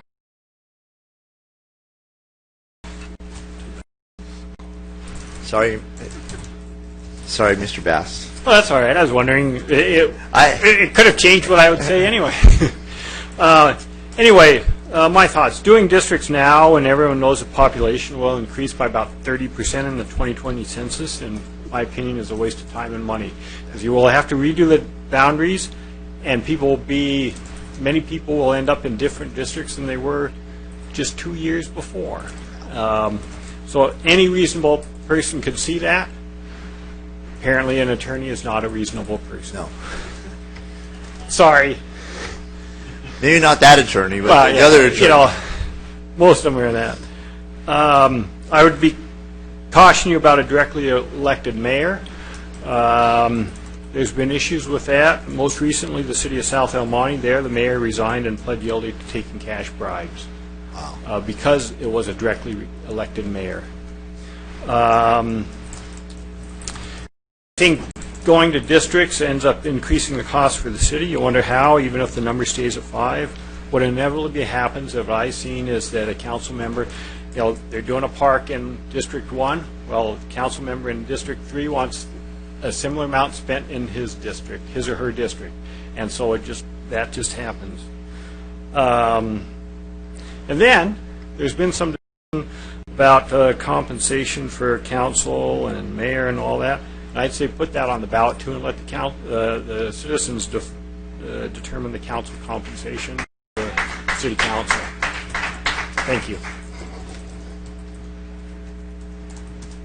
It is true, and whatever we do, we're doing something now, and that happens in 2018.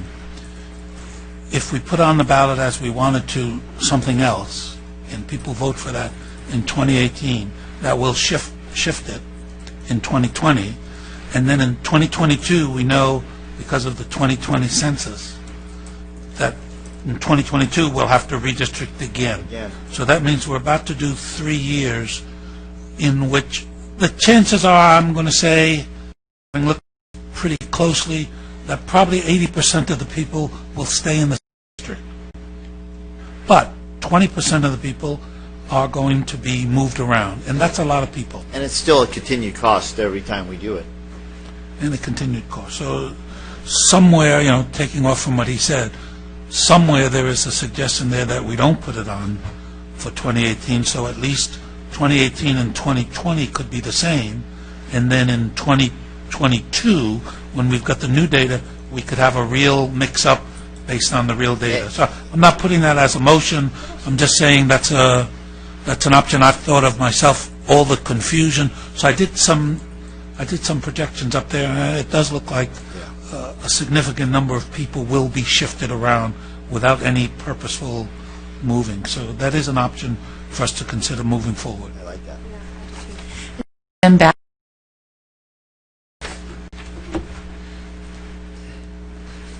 Dave, before you start, it's MJB? N. Lake Forest? Yeah. N. N, like Okay. National All right, Junior thank you. Basketball. All right. Although Two basses and no fishing pole. That's right. We are loudmouth bass, if you can't tell that already. All right. Right. Okay. All right, guys. Good So comments. I'm not here to talk about basketball anymore. I'm talking about the redistricting issue. And, I'd like to propose a motion myself, one that we use California Civil Code of Procedure 425.16, or commonly known as the anti-SLAPP legislation.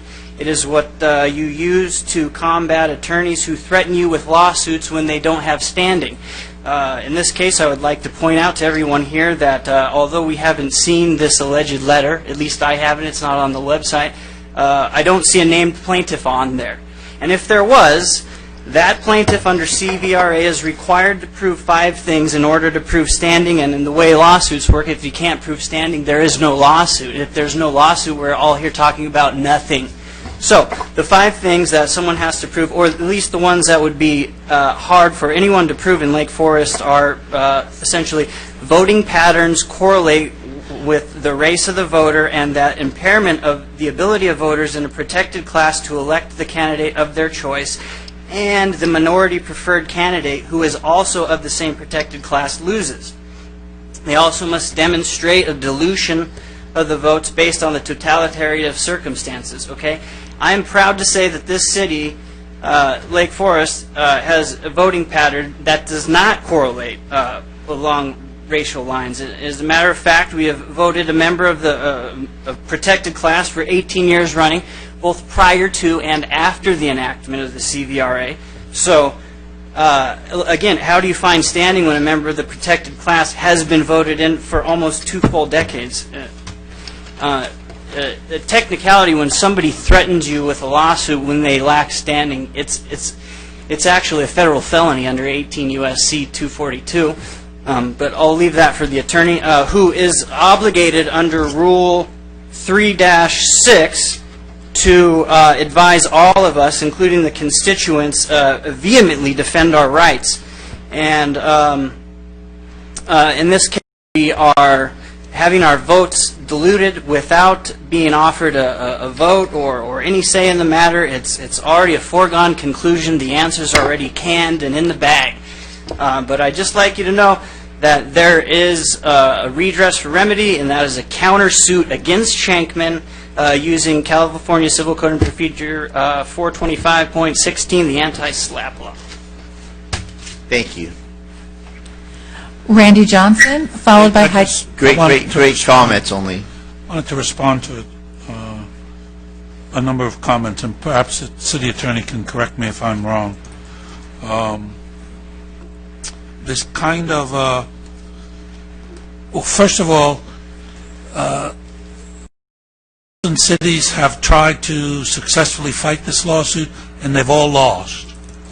That's not true. It's never been decided in court. It was remanded back to state court, and they've all been settled out of court. That's actually a point I forgot to bring up. There's only 2 court cases that have gone to court.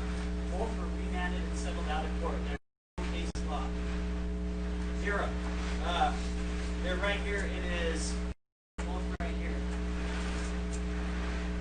Hold on. 2 municipalities have sued and gone to court, but it's been remanded. Sanchez v. Modesto, which was only remanded to Superior Court and settled out of court before the rule. And Palmdale, which only ruled that the plaintiff was standing and how to show standing, which is the 5 elements here. It did not settle that there was a damage and there already over remedy be settled out of court. There's no case law. No.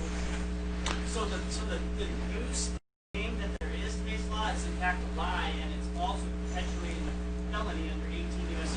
242. Well, this is what we've been told. We've been shown that more than $10 million has been lost by municipalities fighting this. Fine, but don't say that if there's case law, that's a lie. Well, then we've been getting wrong information. You can read. I mean, there's a publication given to all city governments regarding this specific issue. Okay. We'll continue that offline. We'll get in touch with you on that. And can I make a comment to that? Yes, please. I agree with you, and I'm going to make a motion later in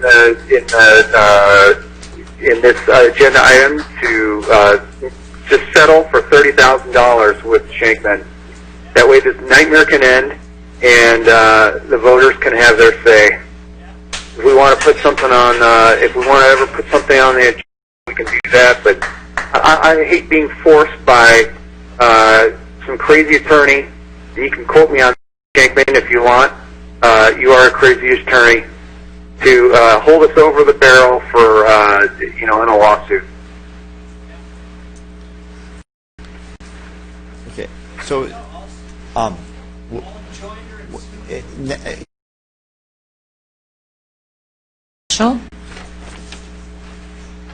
want to thank Mr. Bass for bringing that to your attention. Johnson from Lake Forest. I think the city attorney owes us an explanation on this. So I would appreciate one if you'd ask him for one, please. You know my feelings on this. I spoke to you 2 weeks about this, and I resent the fact that you guys are stealing 80% of my vote. Seriously, I am. I'm really resentful about that, especially when you're willing to spend like $30,000 or $35,000 or whatever on this CCR study or whatever. I mean, I look at Placentia, for instance. They settled with this firm that sued them, or is going to take them to court. And basically what they said is that, let us take it to the voters. And the firm said, fine, we'll let you do that. In fact, if the voters say no the first time, you can take it to them a second time. And they can vote in November of 2018. That's exactly what they said. But the Placentia voters voted it in for district elections. They didn't turn it down, they voted it in. But this really upsets me. In fact, I'm passing these things out to the public, okay? And when I talk to a couple dozen people, and they're outraged about this just like I am, because none of them know about it, okay? None of them are aware of it. There were no meetings. There was no publicity about this. There was something in the newspaper, but it didn't say anything about having their votes stripped from them. Out of the 5 votes, having 4 votes stripped from them. Nobody told them about that until I brought it up to them, and they said, what are you talking about? How can they possibly do that to me? So I told you 2 weeks ago, this is outrageous that this is taking place. What you're doing is you're pitting one district against the other. Now you're talking about 7 districts. That's going to dilute us down to nothing. Yeah. Even with 5 districts, it's bad enough. We only have about, what does it say, the registrar of voters, 44,000 voters. What is it now, 50,000 voters or something like that in Lake Forest? All right? That's 10,000 voters per council person. All right? So, when you look at the state legislator or the federal legislators or whatever, they all have 350,000 voters per elected official. We don't need that here in Lake Forest because we only have 10,000 voters per council member. This is so crazy. You're dividing the city. You're fracturing the city. You're dividing us. You're not unifying us. That's for sure. You're taking away our votes. 80% of the votes you're stealing from us. You're stealing. We didn't have any say-so in this, folks. That is so wrong. I mean, 1 million Americans died to give me the freedom for my vote. And you have no right to take that away from me. The 3 of you, Gardner, Basil, and Robinson, you had no right to do that. And I'm still resentful about that, and it really makes me angry that you would do that to your own voters on your own election. Not on other elections. This applies exclusively to the council election. This is so crazy. What do you people think you're doing? Thank you for your comments. I appreciate them only. Heiko Peschel. Heiko? Okay, I'm following a tough act here. First of all, my sympathy is with young Mr. Bass. I would agree that if this attorney has no legal standing to file this, then we should fight it. If it'll cost us something, to fight it, that's fine. The other thing is, Mr. Johnson is not correct in stating that you're forcing this down on us. You're putting it up for a citywide vote. You're going to let the citizens of this city, and I'm not one of them, decide what they want to do, whether they want district, whether they want overall, whether they want 5 council people, 6, 7, whether they want an elected or an appointed mayor. But you're going to put these people into that position where they can make that decision, and then you're going to live with it. Thank you. We've had no further. City Attorney, were any of those settled before a court case with a judge ruled? Mr. Mayor, council members, there are published decisions that have been, they're published. The speaker is correct that the specific issue of racially polarized has never been finally adjudicated. That was stated by Doug Johnson at our last meeting. That has never been adjudicated on the merits, but there are certainly published decisions. We have not been sued. There is no plaintiff. There's simply been a threat of litigation with the letter. The question of standing has been by the legislature. There are elections code provisions that explicitly provide individuals standing to bring CVRA lawsuits. That's very, very clear. The question of whether or not to defend a potential lawsuit is of course up to the council. There are some jurisdictions that have chosen to do that. Huntington Beach apparently has chosen to do so, and that is certainly within the council's discretion.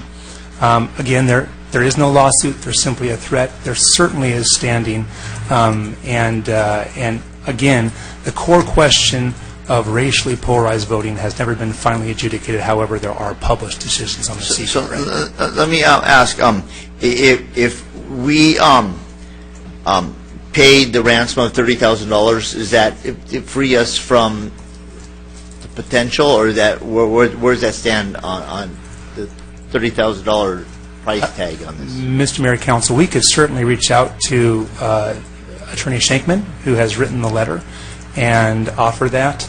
That does not preclude a future potential plaintiff from possibly suing the city under the CVRA, but that's a choice the council could make. Of the cities that have received those demand letters threatening lawsuit, what percentage of them did Shankman change his mind and not turn around and sue once that demand letter was sent?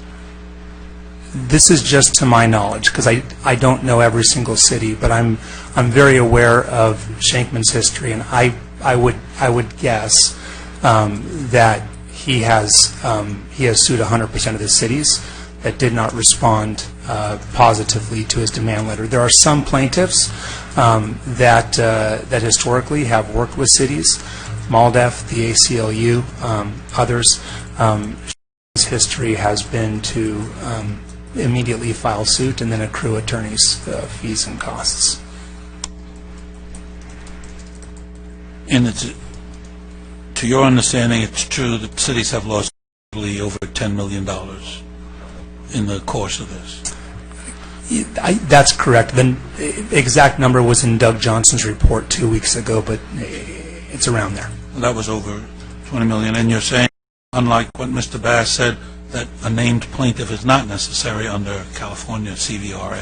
Oh, there will certainly be a named plaintiff if and when litigation is brought. At this point in litigation, it's simply a letter, right. Essentially threatening litigation, but when litigation is brought, if it's brought, there will be a named plaintiff. That's a requirement. And even if we settle, we could be sued the next day by the next person coming along saying that we're discriminating against Asians. Unfortunately, the way that the CVRA has been drafted, the way for a city, a school district, et cetera, to be insulated from liability is to have district elections. So unless an agency has those types of elections, there's always the possibility of a lawsuit under the CVRA.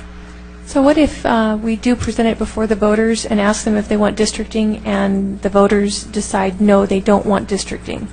So that has happened in other jurisdictions, and that has led to lawsuits and liability. But that is certainly an option the council has. Is the city liable if the citizens come up and say that we want to put a ballot measure against districts? Would we be in the city out and votes no districts? Is the city liable for that? A plaintiff could still bring a lawsuit under the CVRA, and liability could be found. Attorney's fees could be owed. That's the way the CVRA works. For the city that agreed to go forward? So if the electorate agreed to go, let's say hypothetically that the city puts on the ballot for 2018 a ballot measure transitioning to by-district elections. In the interim, a CVRA plaintiff could file a lawsuit alleging that the 2018 election could contain racially polarized voting based on past practices, and there could be a liability attached to the city as a result. If that happens, that's... You said, and quote me if I'm... we can discuss what your opinion is of whether we have racial bias or not, correct? Well, that is up to the council. the information that with regard to our demographics has been in closed session pursuant to attorney-client privilege documents, but if the council wishes to discuss that publicly, that's council's prerogative. Well, so I can make a motion to waive that? That's certainly council's prerogative. Councilmember Hamilton, I think in lieu of trying to waive a client privilege, we can use some comments that Mr. Johnson provided at the last meeting, which I think he gave some indication that it wasn't, we didn't have a racial majority district, but we had one where there was significant concentration, which could have been considered a district. So there are no districts at this point, but there was an area that could be considered one that had heavy population but wasn't a majority. And then I think we could kind of go from there rather than trying to waive any privilege and getting ourselves in any type of legal. I think what everyone feels is that, right now we get to vote for 5 council members in Lake Forest. And I think that everybody that is here passionately speaking about this cares about the vote. And we feel disenfranchised by it. And if you feel like, I get to vote for 5 council members, and then after 2018, I'm only going to be able to vote for 1 council member. I mean, it just feels like we're segmenting and apartmentizing our city to where you're going to have Foothill Ranch wanting to go against the older part of Lake Forest, and the older part of Lake Forest going against Baker Ranch, and it's actually breaking us up into segments. I think that's what the frustration is. Yeah, and so that's kind of where I'm going with this, is that we've had an expert at the last meeting that Dwight so eloquently stated his position that we are not a racially biased city as it comes to voting. I agree with comments from the public about wanting to fight it. However, I don't want to be the Palm Bay that has incurred millions of dollars of expenses, and so under the law, we're able to pay $30,000. And so I'm going to make a motion that we enter negotiations with the Shanklin firm. There's not other firms or other firms that are doing this, and if they do it, they're ones that are concerned about, racial bias in voting, and they go out to cities. Those are the examples that I've heard, at least. So I don't think there's another ambulance chaser out there like Shanklin, and so I'm going to make the motion that we, like I said, I would love to fight it. I just don't want to waste city's money or incur so much money on it. So I'm just going to make the motion that we enter a negotiation and up to $30,000 with the Shanklin firm to not allow to clear off his letter, and so that there's no lawsuit that could be filed from him, that he would agree with that, and he would agree not to, in any capacity, file another lawsuit with the firm against the city. Just to clarify, I don't think Mr. Johnson said anything at all about racial voting. What he talked about was the creation of groups based on race, Asian, Black, and Hispanic, but he didn't say anything about racial voting. Now, we have private information about that, which was in closed Well, then I'll session. just say it. I think it's my opinion that we do not have, I can say that, based on my research, that we do not have racial bias in voting in Lake Forest. I think it was the opinion of many states that spent millions of dollars that they didn't have racial voting either. So is that a motion made? That's my motion. And I'll second that. Roll call vote. Well, the problem with that is it's 30,000 today, and 30,000 tomorrow, and 30,000 the next day, so that paying off... What other firms are there that are suing on this? I'd hate to say we're going to find out. With that 30,000, in payment does not protect us against further suits. Sure, but neither does spending all the money. I mean, what are the other options? We're going to spend hundreds of thousands of dollars going to district elections. We're going to spend millions of dollars fighting it. What's the is there? Do you have an alternative? Yeah, the alternative is doing what we're doing. Yeah, and spending hundreds of thousands of dollars on district elections. Here's another alternative. We could still continue with what we're doing, setting everything up, informing the voters, letting them choose their district sizes, and then once we get the ordinance all put together, at that point we can say, look, we've got the ordinance written, let's wait to enact it until we ask the residents in the November election. So it shows that we're doing our due diligence to this cheesy law firm that's ruining us, and we still give the opportunity for the voters to decide. If they vote no, well, then we're in a whole other, heap of trouble. We'll most likely be sued. But at this point, I mean, if it's that important to the residents, I don't like our hand being forced. I definitely don't like that. It really bothers me. But I think if we give this guy a bribe, $30,000, he's just going to have his friend Joe Smith down the street draft another demand letter and sue us there too, and we'll just be paying $30,000 bribes to whatever money-hungry attorney's firm is going to come out of the woodwork. I don't know what the solution is. Well, Problem is that the law states, and correct me if I'm wrong, Mr. City Attorney, that after 120 days or whatever that time frame is, if we don't pass the ordinance, that he has unlimited ability to sue us. And so if we go down that road, a road that Councilwoman Basil's going, we're opening ourselves up to unlimited liability. And that's the reason why we went down this road to try to hurry as quickly as we could to get the district elections. And I didn't agree to that, but and because of that, we were limited by law to the $30,000 limit.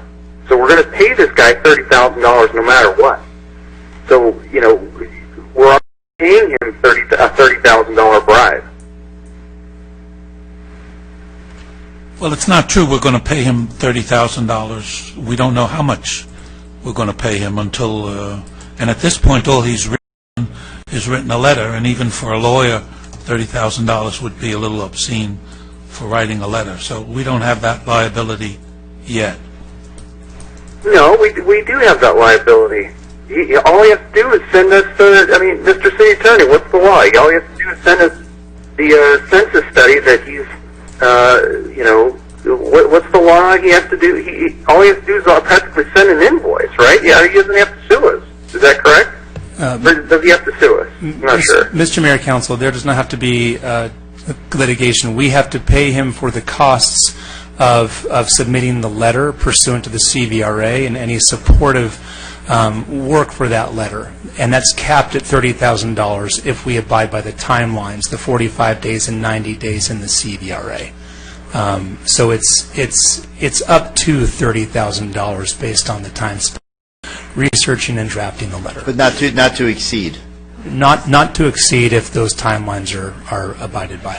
So I still feel like that we're being forced into giving up 4 of our votes. Everybody in the city gets to give up. Everybody gets to vote for one district, and so I just feel like the history of our city has been to elect the people's choice, and I think that whether it be a black, brown, white, we've always been able to choose that, and we've been racially motivated in our voting select, and I think one of our former mayors and longtime council member is a testimony to that.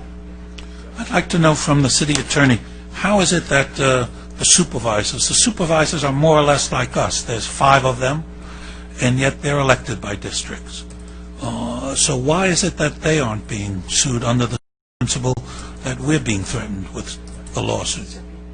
Yeah, they're by districts, so therefore there is no liability because again they're elected by districts. Because they're by districts already. Okay. So there's been a motion made in a second, and we're going to vote on that. What's the motion? The motion that is Councilmember Hamilton moved to enter into negotiations with Attorney Schenkman to settle for $30,000, and it was seconded by Mayor Voights. Roll call. Councilmember Gardner? Yeah, I think that opens us up to more 30,000, so I'll say no. Okay, please, everybody. Councilmember Hamilton? Yes. Councilmember Robinson? Nay. Mayor Pro Tem Basil?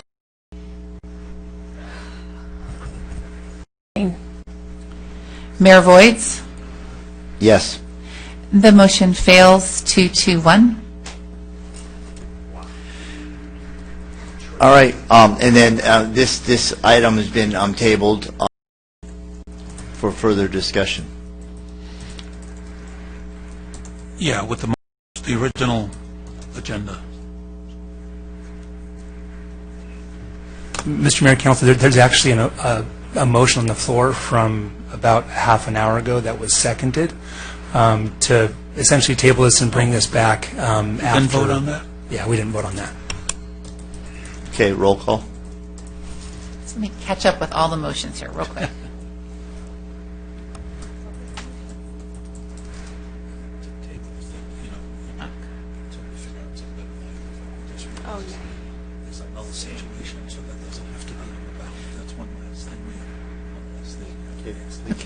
And this is the motion to table the discussion. Councilmember? Yes. Councilmember Hamilton?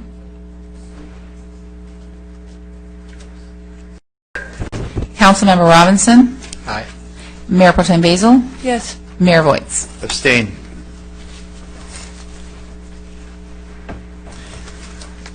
And that brings us to City Manager's report. Nothing further tonight. Councilman Gardner. Okay, since the last meeting, I went to the Loan Depot ribbon cutting, and I guess Councilman Robinson, the Mayor Pro Tem, we were all there. I met with the Cox staff, with Councilman Robinson, talking about some mutual benefits and coming to the staff in their letter. I attended the district election meeting. I met with the undersheriff, with Mayor Pro Tem Leah Basil. I attended the military baby showers. None of them are here. At Lake 2. I went to the government contracting seminar. Scott and Mayor Voights and I met about the Saddleback Valley Unified School District and getting something more in that relationship. I was at National with just about everybody else, and I was at the Walmart ribbon cutting with Mayor and Councilman Robinson. I also wanted to say I thought that presentation on the parade committee was terrific with that video. They've never done that before. No, that was, you know, we had who the awards were, but we never actually saw why. So great job and terrific, and hopefully they keep that going. Very informative. And that's all. Councilman Hamilton. Yes, I attended the South Orange County Watershed Executive Committee. I'm now appointed to be the chair by the other cities, 10, 15 cities and water districts. So lots of great topics that are discussed at these water committees, and like a two and a half hours. So it was a very good meeting, and that's all I have. Councilman Robinson. Yeah, as was mentioned, attended a few events since our last meeting, but just want to say kudos to the Economic Development Department for working with Loan Depot. We had a great conversation with the CFO regarding different issues and ideas, and you all just done a tremendous job following up, and I'll have my AQMD staff member follow up about the electric chargers, so and hopefully they'll talk to them beforehand, but if not before your meeting, you can relay that information for sure. Thanks. Mayor Pro Tem Basil. No comments. Have a good evening. Thank you. I attended the reopening of the remodeled Lone Depot Foothill Ranch, our second largest employer for the city of Lake Forest, that has 80% of the one building, 50% of the other building, and looking for more space up there. So I'm excited to have them in our city. Went to the inaugural opening ribbon cutting for Walmart and delivering food and product to the city of Lake Forest. They actually started a delivery program up there that has been very successful to this point, and I'm looking forward to it. And for those that sign up right now, get the $10 rebate on their first order. So that. Then we also had the meeting of me and Councilman Gardner on Saddleback school district issues, and looking for ways that we can work in partnership with them to better serve our students. And with that, I have nothing further. So I want to say thank you for all being here. Thank you, Council. Close this meeting.